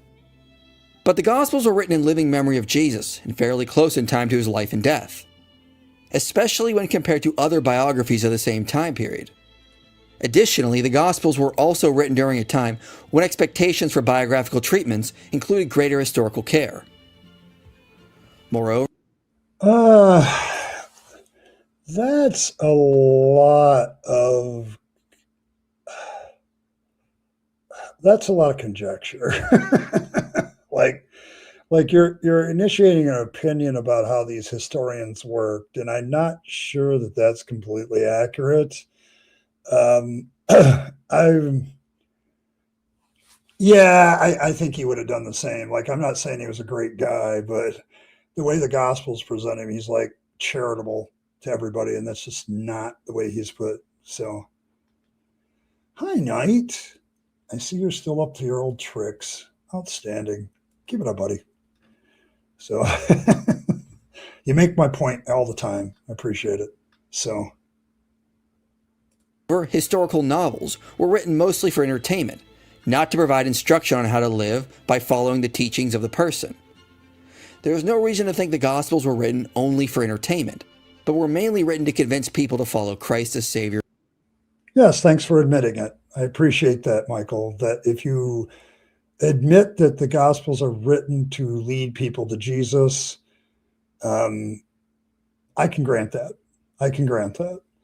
But the question is, are the events portrayed about Jesus historical? Because I can create a mythological, political, or religious figure, attach some teachings to it because I want people to follow what there is. So you can create characters because you want their teachings followed. You can also, like, I am sure, like, a lot of the stories about the quote unquote Buddha are fabricated by followers later. So, I don't go to other channels and make accusations about theists. So, prove it's God's heir. You haven't got any proof that it's God's heir. That's a claim without evidence. So like, I think the heir belongs to itself. Like, I'm not really sure anybody has control of it. And Lord. And the way one would do that was by reporting what Jesus actually taught and did, not inventing facts to distort the truth. Excuse me? Like, what? We don't have any examples of people that were created and made out of whole cloth, their teachings. Like, that's some of my favorite novels, is people that are created with their teachings and designed to get people to follow them. I mean, doesn't the Church of Scientology kind of disprove this point? Like, and you're thinking that people in the past couldn't do, like, really? Like, you don't feel that that's possible? Like, they were more interested in providing historical information? That's a very big assumption on your part. Like, you can still propagandize, you can still try to be persuasive with fictional events, especially if you want to add an event to add a point to it, like you're trying to add something to it to make the point more that you're trying to make with your gospel. You could definitely add a story or change a story or add a teaching or whatever that emphasizes the point you're trying to make with your gospel. Like, I think you see that in John pretty heavy. Like, he completely rewrites the way Jesus talks and everything to make a point. So, yes. Hey, Elizabeth, good to see you. It's okay. We're having fun. So, insults. Here, hold on. Hey. Yes, thank you. Thank you, Martin. Appreciate you. Outstanding, good work. But yes, thanks. Appreciate that, Martin. Definitely definitely don't need that conversation today. You know, if theists who are trying to win atheists over, it's obvious you're not trying to win me over with these kind of statements, guys. Uh, I have to wonder, like, would Jesus or whoever you serve be proud of how you try to evangelize? So there you go. So there we go. It nevertheless remains vastly improbable that the Gospels would look like biographies, use sources like mainstream biographies, and yet be novels. If they were Nobody's debating that point, Michael. Nobody really is. novels, they'd be I don't remember in Bible college or even critics when I was reading them in Bible college saying that they were novels. Like, this is another thing. Like, not only is it a false dichotomy, I'm not sure who exactly is saying that they're novels. Like, who is making the case that the genre of the Gospels is novels? I only toured two main cases, maybe a third. Like, there's a combination of history and myth, but there's also like biographies, or that the Gospels were their own unique genre. I never really heard them referred to by critics even as novels. Like, yeah, like novels, how? Exactly. That's what I'm getting at, Brent. So I'm not, I think you've built a straw man with your novel claim, because I don't know that too many people look at the genre of the Gospels and call it a novel. Like, I guess I'd want to see some sources on that one. I'd like to see who says that exactly and how mainstream are there on the critical side. But, you know, I've heard three main ones, that they are Greco-Roman biographies, or they're a mix of biography and myth, or that they are their own unique form of literature, unique to Christianity. Those are the three main views I heard in Bible college. I never heard critics talk about them as novels. So I guess I'm trying to figure that one out. the only ones we know about that treat a recent person. They would belong to a comparatively rare subgenre, historical novels, as opposed to a very common one, mainstream biography. Though again, no extant examples in this subgenre involve recent persons. They would also be exceptional in being more for instruction in the master's life and teaching than for entertainment.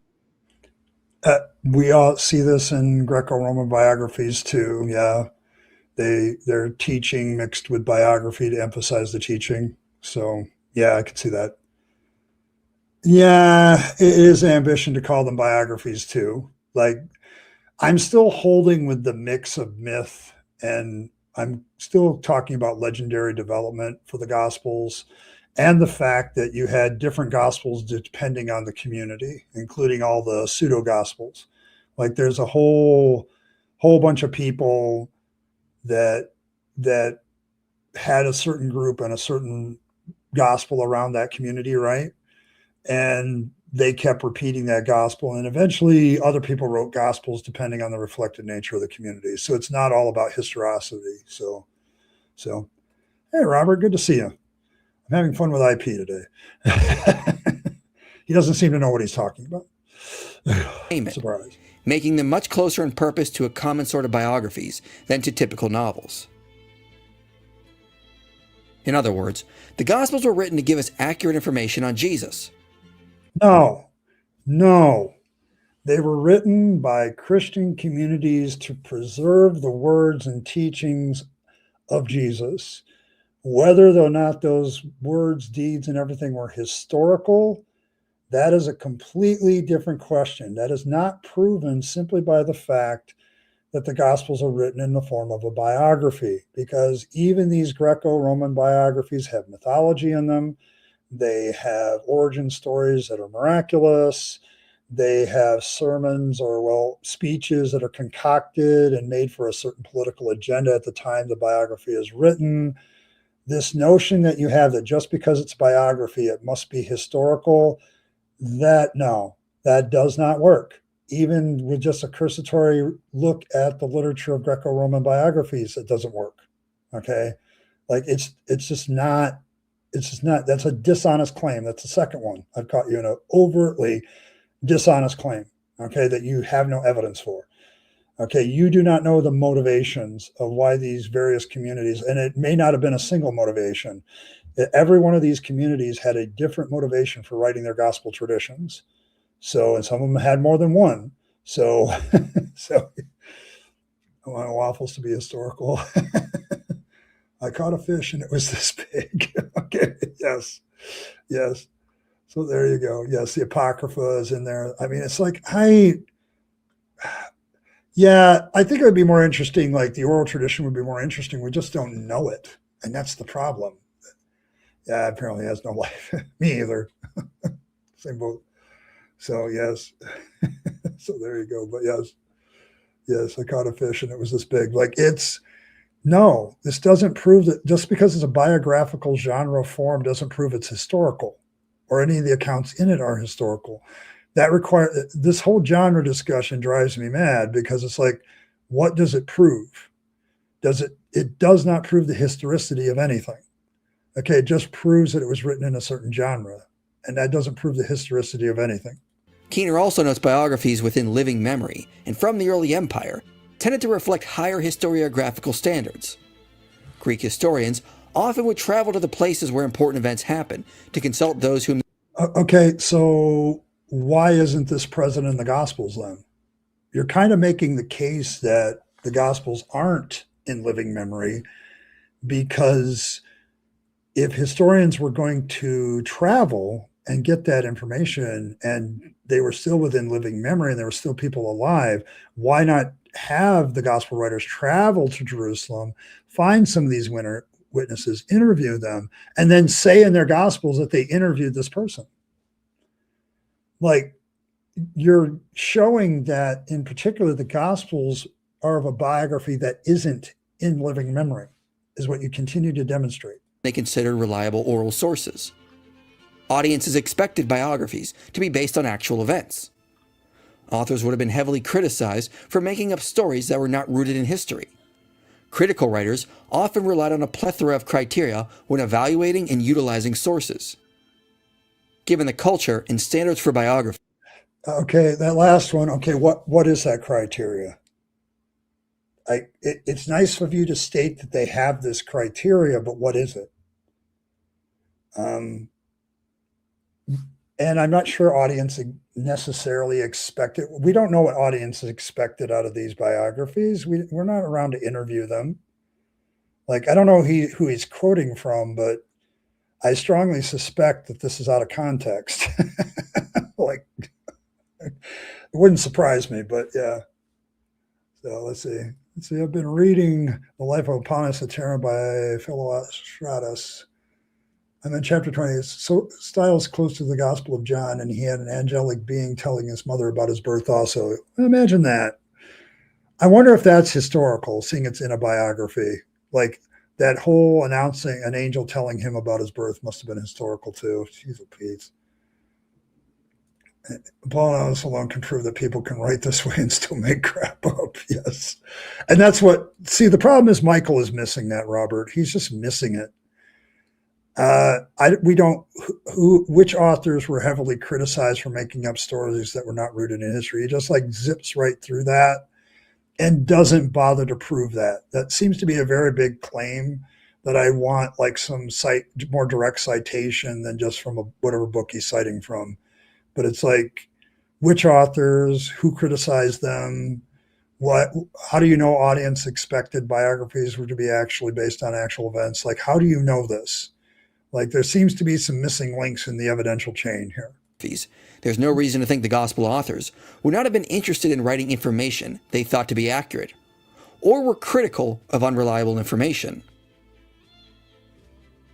It has often been noted that Matthew and Luke use Mark as a source, tend to follow his framework, which actually indicates their commitment to available biographical information on Jesus, rather than resorting to pure invention of facts to fit their need. Or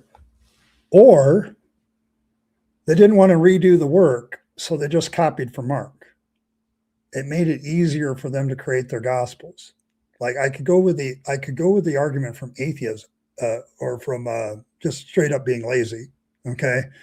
I don't deny that Matthew and Luke used multiple sources, but that doesn't necessarily prove they were trying to be biographically accurate. And this also creates another problem because everything they copy from Matthew and Luke becomes the synoptic problem. I've used this analogy before because now Matthew and Luke, when it comes to those events that they copy from Mark, that's not 3 witnesses. That's still 1. Okay, that's still 1. Because just because 2 secretaries at the police office copy off an eyewitness statement, okay, even if it was an eyewitness statement, I don't think Mark is, even if it was an eyewitness, that doesn't suddenly make it 3 eyewitness statements. It makes it 1 copied twice.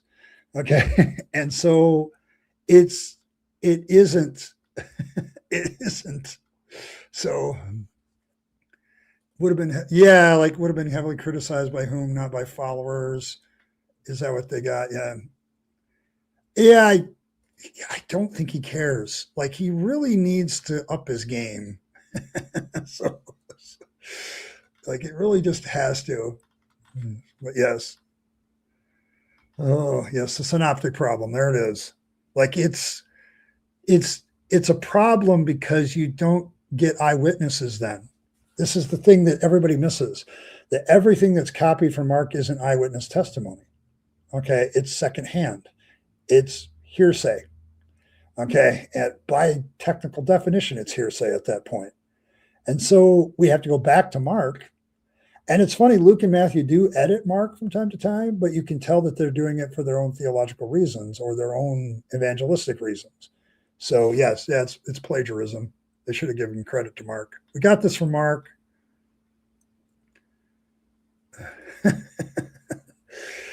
Oh, isn't a slouch. It's obvious which can't stand the smug accuse it tolerable Hovind and Turek rather listen to Lobar Bill. Okay.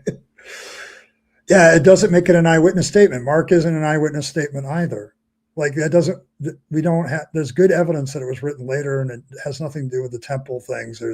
I think Apologia pointed out this in his video, his long video about this, that there's other evidence as to why we think evidences, and now I'm doing it. Damn it, you apologists are killing me.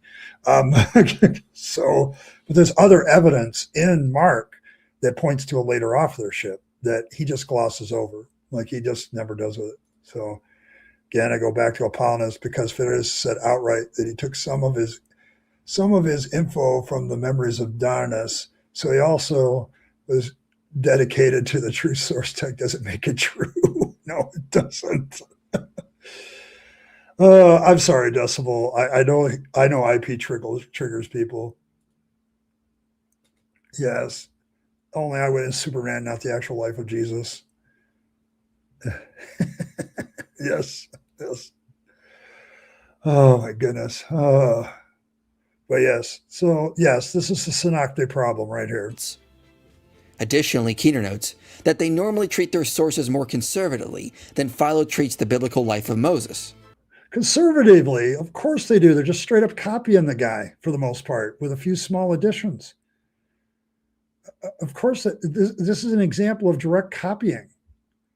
And makes the synoptic gospels not independent of each other. They're completely dependent on each other. And so it's not independent sources. This is why they're relegated to the status of not less than historically reliable. Okay. It's like when you have evidence here of collusion. You're giving me more evidence of collusion, Mike. Thanks. i.e., more like Suetonius than like Philo. In other words, Matthew and Luke follow Mark more closely than a typical biographical author of the day would follow his own sources, which indicates they cared about providing accurate information. We can see places where this likely occurred. That doesn't indicate that they were just copying. If you're just copying somebody, you're not interested in whether the copy is accurate. You're just copying. Like to assume that they were interested in providing accurate information because they were copying, that isn't necessarily the case. So, like when Jesus called the Canaanite woman a dog. Although there is a theological reason behind Jesus' words, such a story may have been problematic for later Gentile converts. Yet it doesn't seem the gospel authors toned down the language. They also included facts that would have been embarrassing for the early church, like how Peter denied Christ at his trial, or how the disciples, the early leaders of the church, became cowards and abandoned Christ just before his death. As well as or the criterion of embarrassment goes right out the window because they were written later and the writers didn't give an F about Peter or any of the other apostles' embarrassment. They didn't care. They were just preserving stories that they were told, and they were writing them down much later, and they didn't care because these people weren't alive. Okay. How about that? Yes, embarrassment isn't proof of anything. Thank you, Martin. It's not proof of a thing. It doesn't prove a damn thing. Okay. Jesus being a bigot is an evidence. Yeah, like he's citing it where Jesus is basically being a Jew and being vile to Gentiles. Yeah, that's great. That's a good look. So that's a good look. Yes, he copied it, so therefore it's true. If you copy the copy, it's therefore true. That's how that works in apologetic land. Was how they had trouble understanding some of the things Jesus taught. It seems odd the gospel authors would write that those tasked with passing on the teachings of Jesus were having a difficult time understanding what he taught. No, it doesn't. Like, even if I were to grant you that the apostles had some influence on this writing, why is it unbelievable for somebody to say, back at that time I didn't understand it and now I understand it? That doesn't prove shit. Okay, like people do grow and develop it, Mike. You know, like they could change. Like I don't. You're never embarrassed. Okay, that's good. That's good. But yes, but like this proves nothing. This proves nothing. This criterion of embarrassment always just baffles me because we have no idea what these people would have been embarrassed about. Like some people are embarrassed about some things and other people are embarrassed about others. I just don't get it. Biographical authors were expected to write about the way things actually occurred with minor flexibility. Bullshit. That's bullshit. And you know it, Mike. Anybody who's studied Greco-Roman biographies knows that they at times are absolutely unconcerned with history. They are absolutely concerned with propagandizing the individual for their own ends at times. Come on, man. That's just because it's a biography doesn't mean it's not susceptible to bullshit. Okay? Like, that's just not a valid point at all. And this has been his whole point. He wants to put it in the realm of biography because it's a biography, therefore it's historically accurate. No. No. Like, we can't read their minds. Well, yeah, internet shame is nothing. Nobody gets ashamed on the internet anymore. Stories are a legend with people missing to point out it. Yes. It's like, it's the issue with this, and the issue I'm having with Mike, it's like you can't see how it could be seen another way. Like, you have started with your conclusion that the Gospels are historical biographies, and that's for that makes them historically accurate. And you're pushing everything that you study or look at to that conclusion. And that is not the way scholarship is supposed to be done. So, it's the exact opposite of how scholarship is supposed to be done. You're supposed to review all the material, view all the viewpoints, and then come to a conclusion, come to a verdict after the presentation of evidence, not to present the evidence in such a way, in such a way to lead to your conclusion every time. It's just straight up backwards. They were expected to preserve the facts about the person they were writing, including embarrassing features or aspects that may have hindered their goals. Because biography was, as David Ahn points out, firmly rooted in historical fact, rather than literary fiction. An argument that is often brought up is if the... Okay, that guy, oh, by the way, just so everybody noted, this guy is, and again, he got his stuff published in the Society of Biblical Literature, and he is a believer. So he might have, shall we say, motivations to say this. It's not we know most biographies weren't rooted completely in historical fact. They were certain presentations of history designed to get to a certain political or ideological conclusion at times. And that is evident in Greco-Roman biographies, as Robert here has pointed out a couple of times. He's laughing because he knows what I'm saying is true. It's like, I'm sorry. That is not true. That is a statement that one guy is making, and I would not agree with that statement, having read a few of these biographies myself. The argument that is often brought up is if the Gospels are biographies, then why do they contain differences? Luke and Matthew contain variation in Jesus' birth narrative. The order of events can differ between Gospels. They report variation in who went to the tomb the morning of the resurrection. If the Gospels are... Okay, and this is kind of the point, ain't it? That certain things may have snuck into these Gospels that aren't exactly historically accurate. Like order of events. Now, order of events doesn't bother me near as much, but the fact that Luke and Matthew's birth narrative are completely different variants tells me that they're part of two different communities. And yes, the variation in who goes to the tomb first in all these resurrection narratives, and the fact that Mark doesn't even have one, is important. Because it shows, it doesn't matter, like the order of event doesn't necessarily matter as much in these biographies. That's probably true. But it seems like you would at least have things that are clear.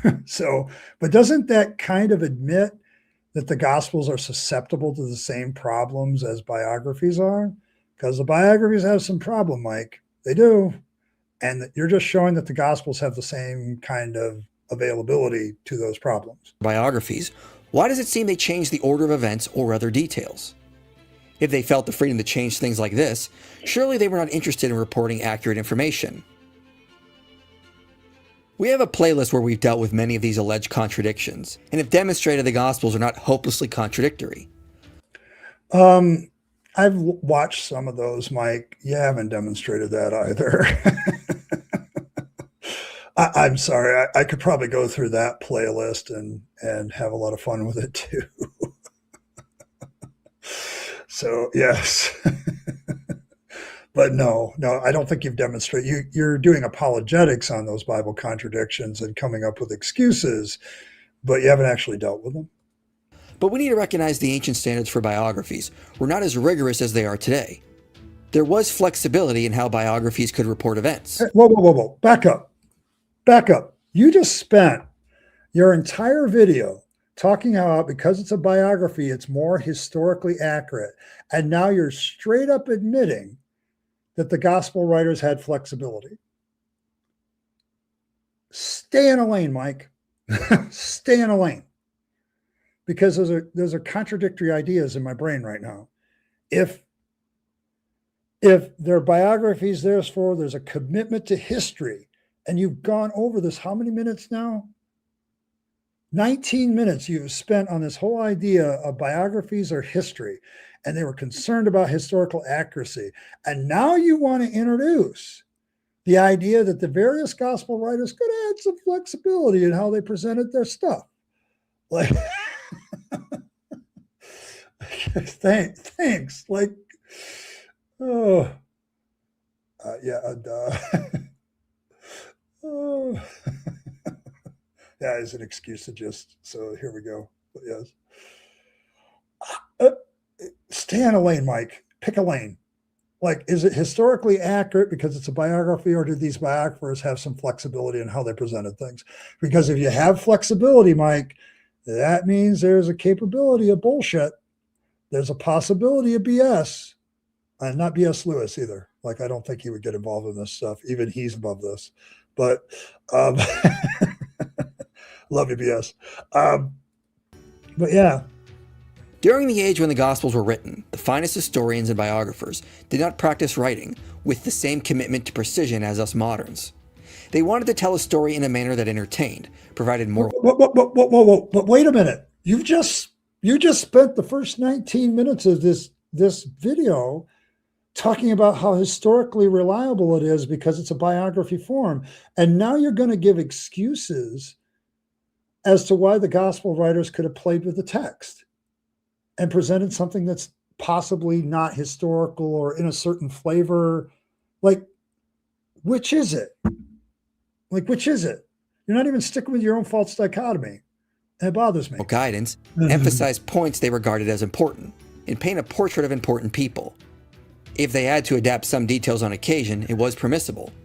Such adapting was not intended to distort the truth, but to communicate it more effectively. Modern itinerant speakers, teachers, preachers, and even professors often do this in their lectures and homilies for emphasis or to make a point more clearly. In fact, most of us have done it for similar reasons when telling a personal story. In the ancient world, authors were allowed several techniques to craft a biography. while still considered to be reporting factual information. Authors could transfer lines from someone to another, paraphrase someone's speech. Okay, so transferring a line from somebody to another means that the historical person that actually said it becomes somebody else that said it. That makes it unhistorical at that point.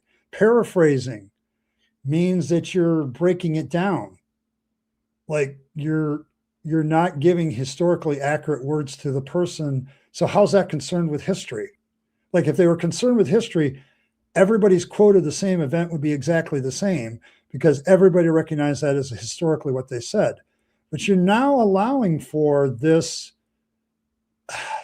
Yeah, I don't know, Skeptic. I don't know, Robert, because he spent 19 minutes saying it's historical biographies, therefore it's historically accurate. And now he's literally unraveling his case. As Bren said, he's destroying his own point. He's literally destroying his own point that he's been trying to make this entire video. And yet he thinks it's a good excuse as to why the Gospels are different. Place an event from one context to another. Compress a time sequence or speeches. Spotlight one character while ignoring others involved. Or utilize other similar techniques. Okay, so you got displacement. Pull something from the original content and transplant is in another. I don't know, there's good examples of that in the gospel where things don't seem to line up. Compressing, moving the events down to a single point. Yeah, you could probably see that in the gospels too. Spotlighting, yep, that happens. Conflation, combine elements of two or more events to people. Narrative, the author has conflated them. Like you take two events and put them together. I don't know if the Gospels necessarily do that, but yes, it's like, yes, they use their own words to destroy their own message. Yes. Simplification when they adapt material and do it. So yes. As an elder god, I must ask, what the fuck kind of mental contortionist clusterfuck is this? Yes, I hear you, Cranky. Oh, Earl. Oh, it's so horrible. It's bad. And he is all up in arms against Pelagia and how bad Pelagia's video was. And it's like, no, it doesn't take that much effort to destroy your shit. Like, it really doesn't. You're doing it yourself. In fact, authors were expected to arrange material from their sources into a coherent narrative, which included reordering events, paraphrasing, or simplifying to prevent the narrative from being cluttered. So are you admitting that all happened? All of that stuff also, by the way, undermines the historicity, the exact historicity of what happened. And so if you're admitting that that's happening in the Gospels between the different Gospel writers, you're admitting that the possibility of distorting historical information exists in the Gospels at that point. You're admitting that possibility.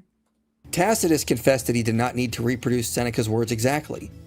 Diodorus said historians could compose speeches and put them into the mouth of someone if they remained appropriate to the speaker within the narrative. What? Appropriate to the speaker within the narrative? So are we admitting that the Gospels are just a narrative and we can do what the hell we want, depending on which Gospel writer is writing, in order to fit the narrative? The historian Dionysius noted Herodotus put a speech into the mouth of Xerxes. Other historians explicitly disavowed verbatim reports.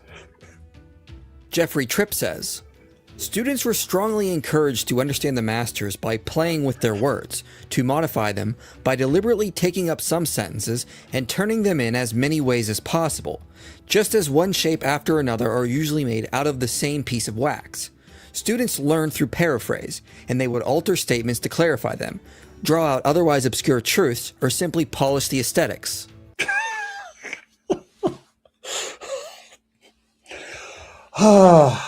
Nothing like watching somebody destroy their argument within their own argument. Oh my God. Every one of these can cause something to be historically put into question. Like paraphrasing somebody's word, did they really say that? Becomes the question.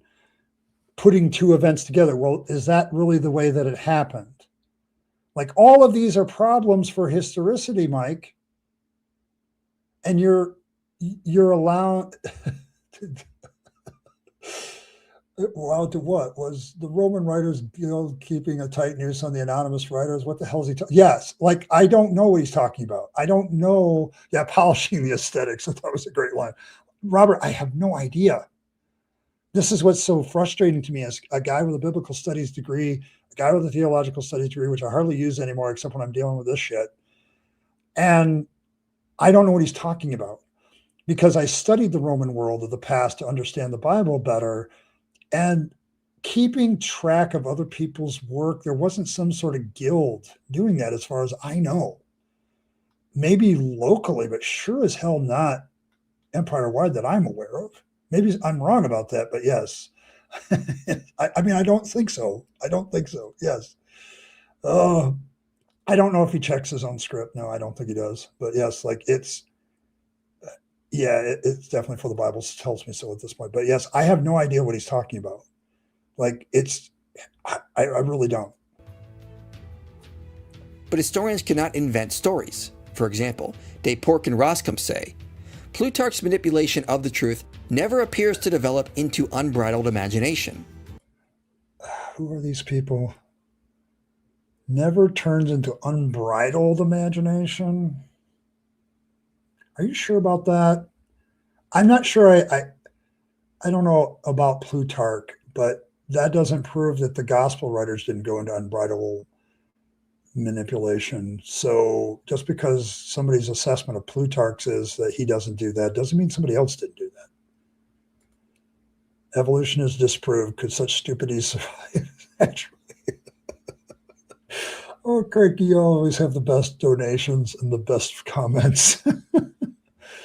Yeah, he's trying to thread the needle with a camel, yes. You're not wrong about it. No one was regulating this crap. Even if they were, the Gospels were written anonymously. So what can they do about it? Yeah, like who are they going to track down and beat up for that and fine? Like, how would you do that? Arrian was still dependent on his sources. He cannot make up stories about Alexander. But oral culture... And yet he does. He does make up some very interesting stories about Alexander. This is just a plain false statement. Arrian, yeah, like some of the writings of Alexander are just straight up nonsense. So, yeah, he just, it's all fiction and didn't realize it. No, he didn't. He thinks it's a good point. Are less troubled by variation than some modern Western critics are. And in many ways, the techniques of ancient historians are not even out of the ordinary in today's culture. We often paraphrase what others said, tell stories out of order, or fail to report everyone who was present at an event. Yeah, and here's the thing, Robert. Mike Jones' inspired philosophy is looked up to by a lot of Christians as the brains of the outfit. Like, I don't see it. I just don't see it. And he's gotten very sensitive to this, like counter criticism. He gets very mad. Like when Apologia did his video earlier this week, he came out. He put a comment on the video. This is just bad. This is just terrible. And there's like, I think there's like 500 comments on that comment now because I think Apologia pinned it. Good for him. But it's like, what specifically is bad? And I don't think he's answered it yet. So his go-to now when somebody counters his stuff is just to attack them. So attack them personally. So, yes. But yes. Jocelyn Penny Small noted, we often hold ancient writers to a standard far higher than we ourselves could achieve. Do we? Do we now? Do we? I'm not sure we do. I think we know that they were dealing with, we just discussed it. Like there's no like historians guild going around and policing everybody's biographies just to see if they're historically accurate. There's no peer review process back then. So I realize that these people can absolutely make shit up. Like, but I also know like it's just not one of those things to, this is getting fun now, isn't it? Yes, but it's like, we can still look at it through our own historical lens and determine where they were. Like, I don't think that we are holding them to higher standards. We just know that there's some BS going on and we just call it out. because we know it, we know better. And there's no way to review all these things. So it should come as no surprise we find these types of techniques and variations in the Gospels. Which indicates that because all these techniques and you just spent this whole time saying that because they're biographies, they're very historically accurate. And then now you're explaining away the variations, which also call into question the historicity of biographies in general. And somehow that's not a problem. Like, Gospels are propaganda and fiction, yes. Count normal standards as high standards, I guess. Yeah, but like... Instead of the variation between the Gospels being evidence against the theory they are biographies, this should actually demonstrate they fall more in line with the style of Greco-Roman biographies. Which means that they're subject to the same criticisms of using these various techniques that you highlight here as why we shouldn't historically rely on them as much. Like you have to go through these Greco-Roman biographies and look at them historically. You have to evaluate each of their claims historically with other sources, with other things that we know. And we can dismiss certain things even in them. Like there's always the accusation of apologists, and this is falling right into line with us, that we're harder on the Gospels than on the other works of history. And it's like, no, when certain historical writers will write about Alexander the Great's miracles, we kind of dismiss those too. Okay. Like we're not any harder. We just, by treating them the same, we get problems. And all of these things listed on your screen there are telling me that this is a possibility of historical unreliability in certain points. So assertion, it's saying, yeah, it would threaten its identity. Like it would. So I don't know what to do. So I don't know. And this doesn't mean the Gospel authors were free to invent sayings or deeds of Jesus. Instead, they had to work with the oral and... Whoa. They weren't? Are you sure about that? They weren't free to do that? How do you know that? Do you know what condition... What are you talking about? Written sources they had available to compose a coherent narrative that was based on facts. And actually... Okay. They also added stuff that's truly unique. Like when we talk about, for instance, M, we're talking usually about the stuff that Matthew put in, or in some cases, Mark. Like if we talk about L stuff, that's usually stuff that's unique to Luke. And so that he's not copying from stuff. And John, holy crap, does John go completely off the rails as far as unique material? So the idea that they were they couldn't have made stuff up and are just following the history of all the other texts, it's just not supported by the evidence. Like you don't know that for sure. So I don't know what you're speaking of, but they were absolutely free to make stuff up. They were absolutely free to make up sayings of Jesus if they wanted to. There was nobody sitting over their shoulder saying, don't write that or don't include that. They're clearly editing what they want to put in each gospel. So why couldn't they also make stuff up? That's just not supported by what you said. So yeah, they had supernatural things to spice it up, made it a better work of friction. Yeah, he's just making an assertion. Like, no, bro, that's an assertion. You don't have any evidence for that. Scholars note, compared to other biographies, the gospel authors appear to be less susceptible to create changes. Okay, which scholars again? Like you've done this several times in this video and it's starting to hurt my head. Would you tell me which scholars you're talking about? Because I've already dealt with this with Habermas and most scholars agree. Like 90% of scholars back up my minimal facts. And then when we actually take a look at the scholars that back them up, yeah, no shit, they're all Christians and a lot of them have vested interests in supporting the resurrection of Jesus Christ. So if I'm looking at gospel scholars, yeah. So I don't know. And frankly, it should be criticized harsher. That book has an immense amount of power in society, Mike. Thank you, Earl, for saying it. But yes, like this is, I'm not trying to be rude to Mike here as a person, but dude, up your game. Quit saying most scholars. It's lazy. I'm sorry, I'm going to accuse it of lazy. If I wouldn't make that statement unless I had some sort of research backing of it. And I would tell you what the research backing, if it was like I went to Chat GPT and had it do some research on a subject, I would tell you it's that. So it could still be questioned. But when you just vaguely throw out most scholars or like, no, who are you talking about? I'm suspecting that 90% of these people are Bible scholars, and we shouldn't expect different. Okay. That's popularity is not an argument for accuracy. Like it just isn't. Craig Keener says, by and large, the Gospels seem to exhibit greater literary coherence than do even otherwise more sophisticated works by more elite biographers. Mike, do they though? Do they? I would question that. I haven't done a study on that, but I'm not sure I would accept that just as things. Thanks, Decibel. This is proving Christian audience don't actually watch apologists. It's just background noise, and trust me, somebody said a Bible thing. Rah, rah, yeah, I think that's it. Okay. But yeah, like, I get you, Earl.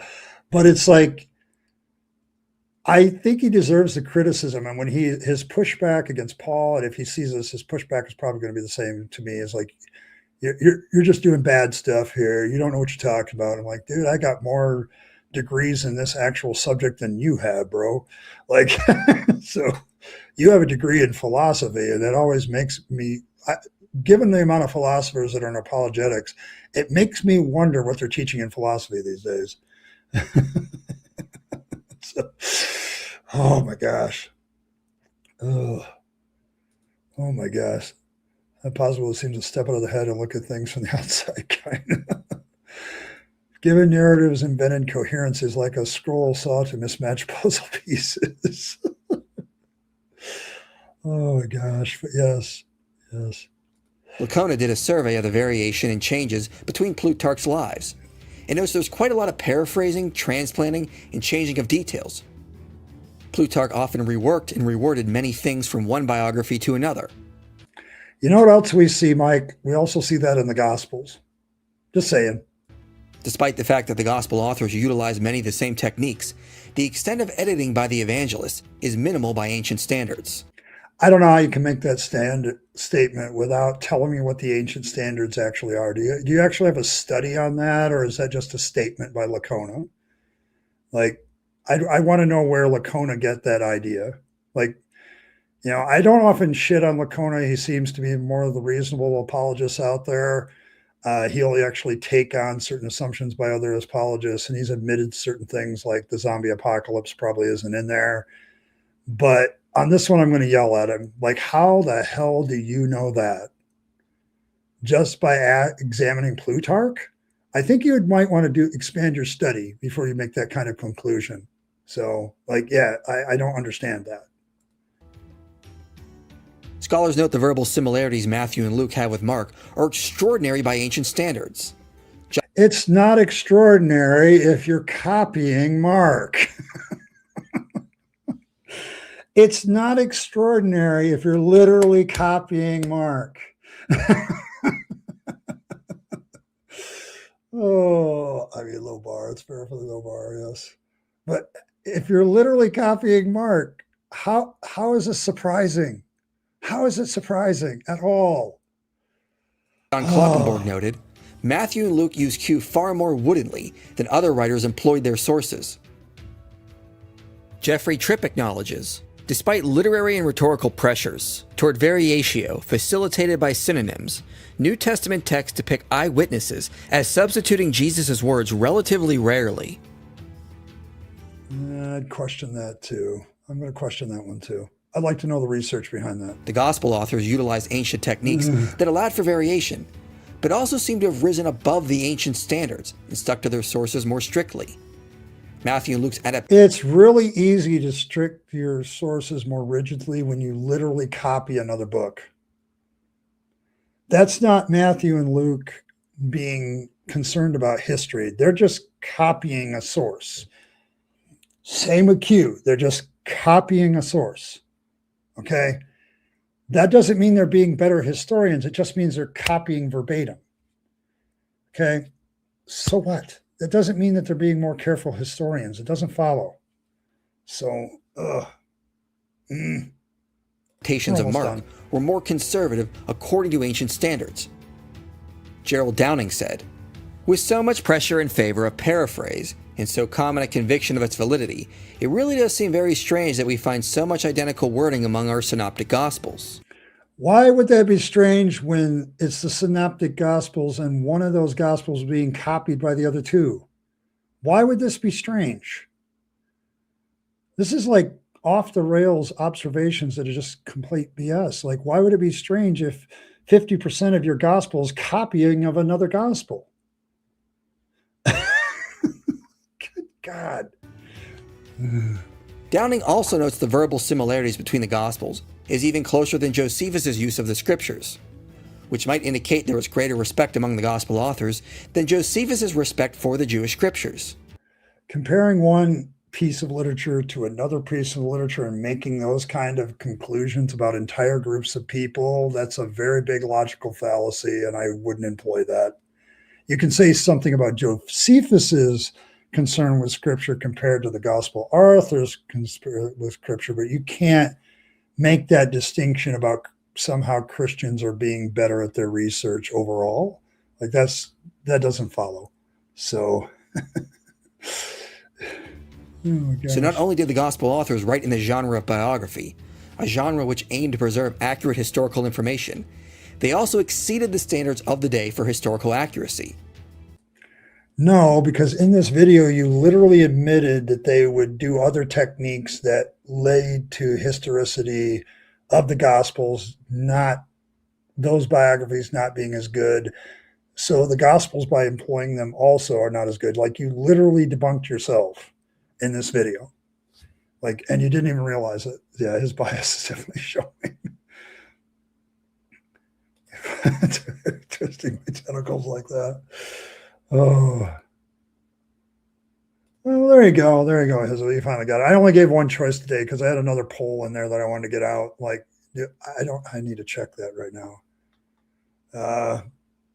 So the poll is, thinking of doing a video series responding to IP's longer Gospels videos. Should I do this? Yes, because you have no life, Ed, or no, nobody has time for that. And so far, it's 63% that I should do this because I don't have a life. Oh my goodness. Good to see you, Professor Israel. Oh my goodness. But yes. Oh, we're almost done. Like Kona notes, most of the variation between the Gospels is in the peripheral details and doesn't really threaten the general story of the ministry and message of Jesus. It doesn't? It doesn't? Oh, I have to make note that Kona is also an apologist. Just to throw that out there. I have a lot more fondness for him because he can admit when things in the Bible are bullshit. But there you go. I'm going to attempt to convince man-made physical manifest. It would look like to me strapped in a dark room ride. The twists and turns come out of nowhere. Oh, he's funny. Yes, you should. Okay. ChatGPT has more. Oh, I would make more than some texts when we were learning the non-religious ones. The Bishop Dennis wrote the Eusebius around 260 about how to harmonize the times of the resurrection. Many people try and sign the text. We're trying to make them work together with small adjustments. Paul and Git? Yes. Oh, yeah. Like I don't know. Lacona is a apologist, so just so everybody's noted. There is no reason to think the Gospels were ever intended to be works of fiction, or that the authors were not interested in the historical Jesus. Given the data, it seems once again, there's no indication that some parts of Christianity and the church were not interested in the historicity of Jesus, or that there is some evidence that this might be done in the style of Greco-Roman biographies. That still doesn't mean that it's not fiction. And it still doesn't mean that it's not possible to be filled with variations, misapplications, and BS. Like there still could be that kind of stuff in it because Greco-Roman biographies, if I grant to you that the Gospels are Greco-Roman biographies, Mike, it's still subject to the same BS that slides into those Greco-Roman biographies. And some of it's big. Some of it's very, very big. So, yes, I can acknowledge that some of the church was this way, but there were other Gnostics parts of the church that didn't seem to have very much, they didn't care who history of Jesus was. So authors were very interested in finding out who the historical Jesus was and what he taught and accomplished. Some parts of the church were interested in that, as any people group would be. There's some people that are interested in the history of it. Other people want the spirituality. I was a Pentecostal long enough to know that people's motivations for getting into religion are very, very different. And to assume that they were all the same and all the gospel writers were the same, you don't know that enough about them. We don't know enough about the gospel writers to make that assumption. So, negative 42. Oh, yes, yes. But yes, a Christian bishop to have. Yes, Lacona. Oh. Moreover, the evidence suggests they excelled within their culture in preserving what they inherited from their sources, suggesting. And once again, we still have to go, where did they get their sources? Because that's not stated. So there's a lot of assumptions about the sources of who these guys are. They held them in high regard. Thus, we have good preliminary reasons to see the Gospels as historical documents. All right. No. Okay. I want to get this out of here. I want to disavow that final message of helping his channel grow. Yeah, he's making his final pitch. I'm going to briefly talk here about biographies and some of the problems with biographies and see if they fit. The thing that Mike doesn't bring up about Greco-Roman biographies is there's a lot of ways to distort them. They have embellishments. We know that they have propaganda in them. We know that they have invented speeches. We know that they have moralizing distortions trying to line up with their teachings. And they have just straight up outright factual errors. The Gospels fit that criteria very, very well as well. Thucydides, when he describes the Spartan motivations, he's definitely talking about some of those Spartan people with an ideology. Like historians are not, of the ancient past, are not unguilty of those kind of propaganda moves. When you look at some of the speeches that are in these biographies, they've clearly been reworked or put together or stylized so they fit into a convenient pattern. I would argue that the Sermon on the Mount absolutely could be a completely fabricated speech because there's no real historical context for it. Nobody who heard this. It's a collection of Jesus's teachings, so you could do that. So yeah. There is a very general pattern of creating speeches that people said that we don't have any idea whether or not these people actually said this stuff. So that's a problem with ancient historians in general. So if you're going to make it a biography, Mike, you have to conclude that maybe the speeches were completely made up that Jesus said, especially in John. I would say in John, a lot of his like dialogue with, the various people he dialogues with could be completely made up and we wouldn't know. So we don't have any actual witnesses. Ancient historians have a tendency to embellish the accomplishments of the people they're talking about, especially if they support them. They like to use drama, omens, character stuff that may or may not have happened and we don't know. They rely on oral traditions just like the Gospels do, and oral traditions have their problems. They have big problems because of witness bias. So, yeah. They also tend to mythologize these historical figures. Somebody pointed out Alexander the Great, or various other people getting divine omens, prophesize about their greatness, supernatural signs at their death, miraculous births are very common in some of these biographies. And general factual mistakes like incorrect dates, misreported geography. Oh, the Gospels are notorious for misgeography. Like if you travel from here to here and then you have to go back to, that's not the way it works. And any eyewitness who had lived there would have known that. So confusion names, events, like the birth narratives. You got Herod in Matthew, but then in Luke you got Cyrenius as governor of Syria, which didn't happen until 10 AD. So 5 BC is when Jesus was born, or 10 AD. Like the Gospels have this problem. Greco-Roman biographies like exaggerate casualty numbers. You probably see this in the Old Testament more than anything else. So yes, and also they don't know what the private motivations for these characters are sometimes, and they just make them up. Like this is because Caesar was motivated by this. It's like, no, you don't know that. Okay, you don't know. So yes. So like, yeah.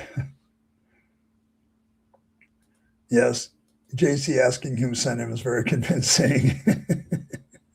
The whole Irenaeus thing, like Julius Caesar is descended from a goddess Venus. That's a mythology behind it. So it's like, if you're going to make them Greco-Roman biographies, fine. I don't think it makes a hill of beans of difference. Okay, because these Greco-Roman biographies are not ironclad as far as their historicity. They have so much stuff that modern historians have to sift through to get to the reality. Okay, they have to take some of this stuff out. And interestingly enough, as long as it's not their favorite holy books, the Gospels, where they want to do some special pleading, they're okay with that. Like, no, Alexander the Great didn't have these prophecies over him. That's just made up later. That's propaganda. Like, they have no problem dismissing anybody else until you get to JC. Once you get to Jesus Christ, all of a sudden, now we have these exceptions. And Mike just demonstrated that. Like, he wants these excuses. He wants to demonstrate, like, somehow it was special and different. And it's like, no, if you make them Greco-Roman biographies, they're still subject to the same problems, okay, as Greco-Roman biographies that we currently have. I have to also say, with this video, probably my biggest problem is there is so much example here of Mike having his conclusion in his head, and no matter what he reads, no matter what he quotes, it's always trying to point back to that conclusion. It makes me wonder, and I was wondering this before the show, and then I went over to Kip's channel, and Paula Gio was there, and he made a statement like when he was doing IP's quotes, he was amazed at how many times IP's a refutation of what IP was saying, Michael was saying, was 2 paragraphs or a paragraph away. Like in the same document that he's quoting, there's something that says the exact opposite, but Mike Jones never puts it out there. And it's just horrible. It's dishonest. Okay. And that's what really bothers me about Mike. And Mike has gotten very defensive over the years. I remember when he was a lot more laid back, but now when everybody counteracts his shit and points out that he's wrong, and there's a different way to look at it, he gets very personal. So yeah, I don't know. So, but yeah. Oh my goodness. Oh boy. This guy, Metacore got eaten by Cerberus, yes. Pretty sure some Romans didn't believe that too many, they didn't contest for good reasons, but I find it hard to believe there have been ways, at least a couple of humans that didn't buy into it all. Yeah, these old beliefs, yes.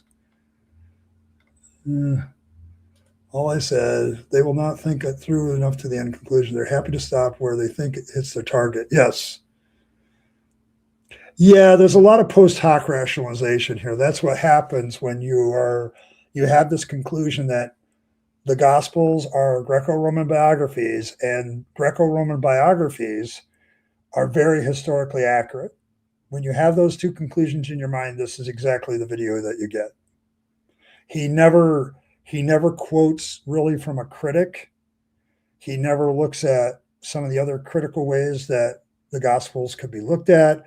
He doesn't consider the greater concept of all the Gospels being parts of different communities, like only the ones that are endorsed and canonized by the church are considered.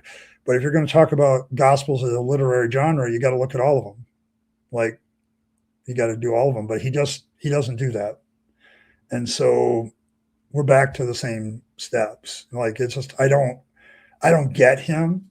And so it's like, it's one of those things where it's just, I have gotten to the point where I don't see what he's going for. I really don't. And so, I don't know. It's gotten bad, in my opinion. It's just gotten bad. But yeah, I guess we'll see. But all right, let's see. What did the poll finally come out as before I leave? So 63% say I should do a breakdown of his longer video series. Should I do this? Okay, 61% now. Somebody just voted. Because I have no life. I think what I'm going to do, I may take it a chapter at a time in a video series. I don't know if I'm going to do this live anymore, but I definitely think that we can head that direction. But yeah, I think I'm going to look at this first one again and do a more formal video and a more formal response. But this is just me testing the waters. So. Oh, there's a traitor in the mix. Yes. Okay. All right, folks. Thanks for stopping by. I'm interested in your comments after this one. Just put them in the comment section if you watch this later.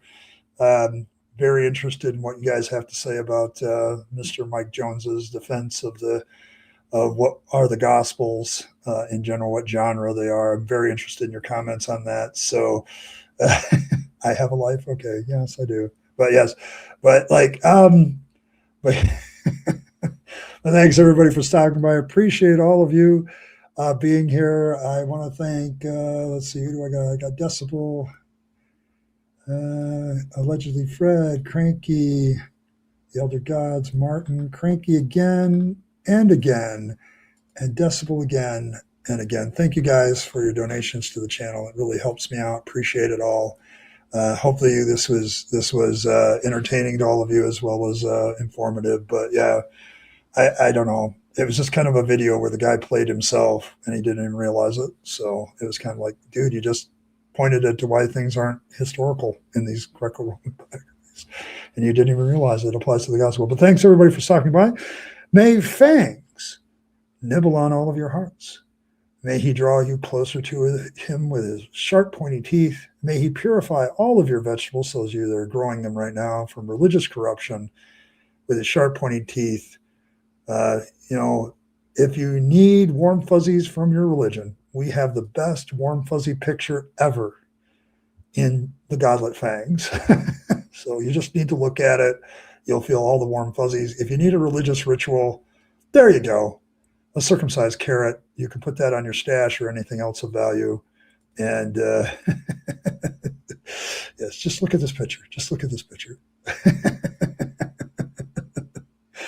All right. But if you need a religious ritual, circumcise your carrot, put it on top of your stash, and it might save your stash from Fangs. He is a mischievous little bugger.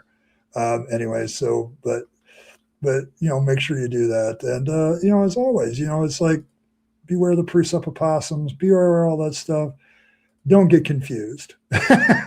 Just don't get confused. I think Michael is a little confused and he needs to iron out some of his scholarship. But there you go. As always, folks, thanks for stopping by. I appreciate all of you. Make sure you live your best life. You only get one go around it, then it's over. So you want to take all your time, money, and opportunities, give them to yourself, the people you love and care for, to make this a better world. You'd be happier if you do. Don't waste them on the trappings of religion and faith, because that's a dead end. I speak from experience. And as always, folks, thanks for stopping by, and I will catch you all next time. I'll see you all on Monday on another fireside chat. We'll see you then.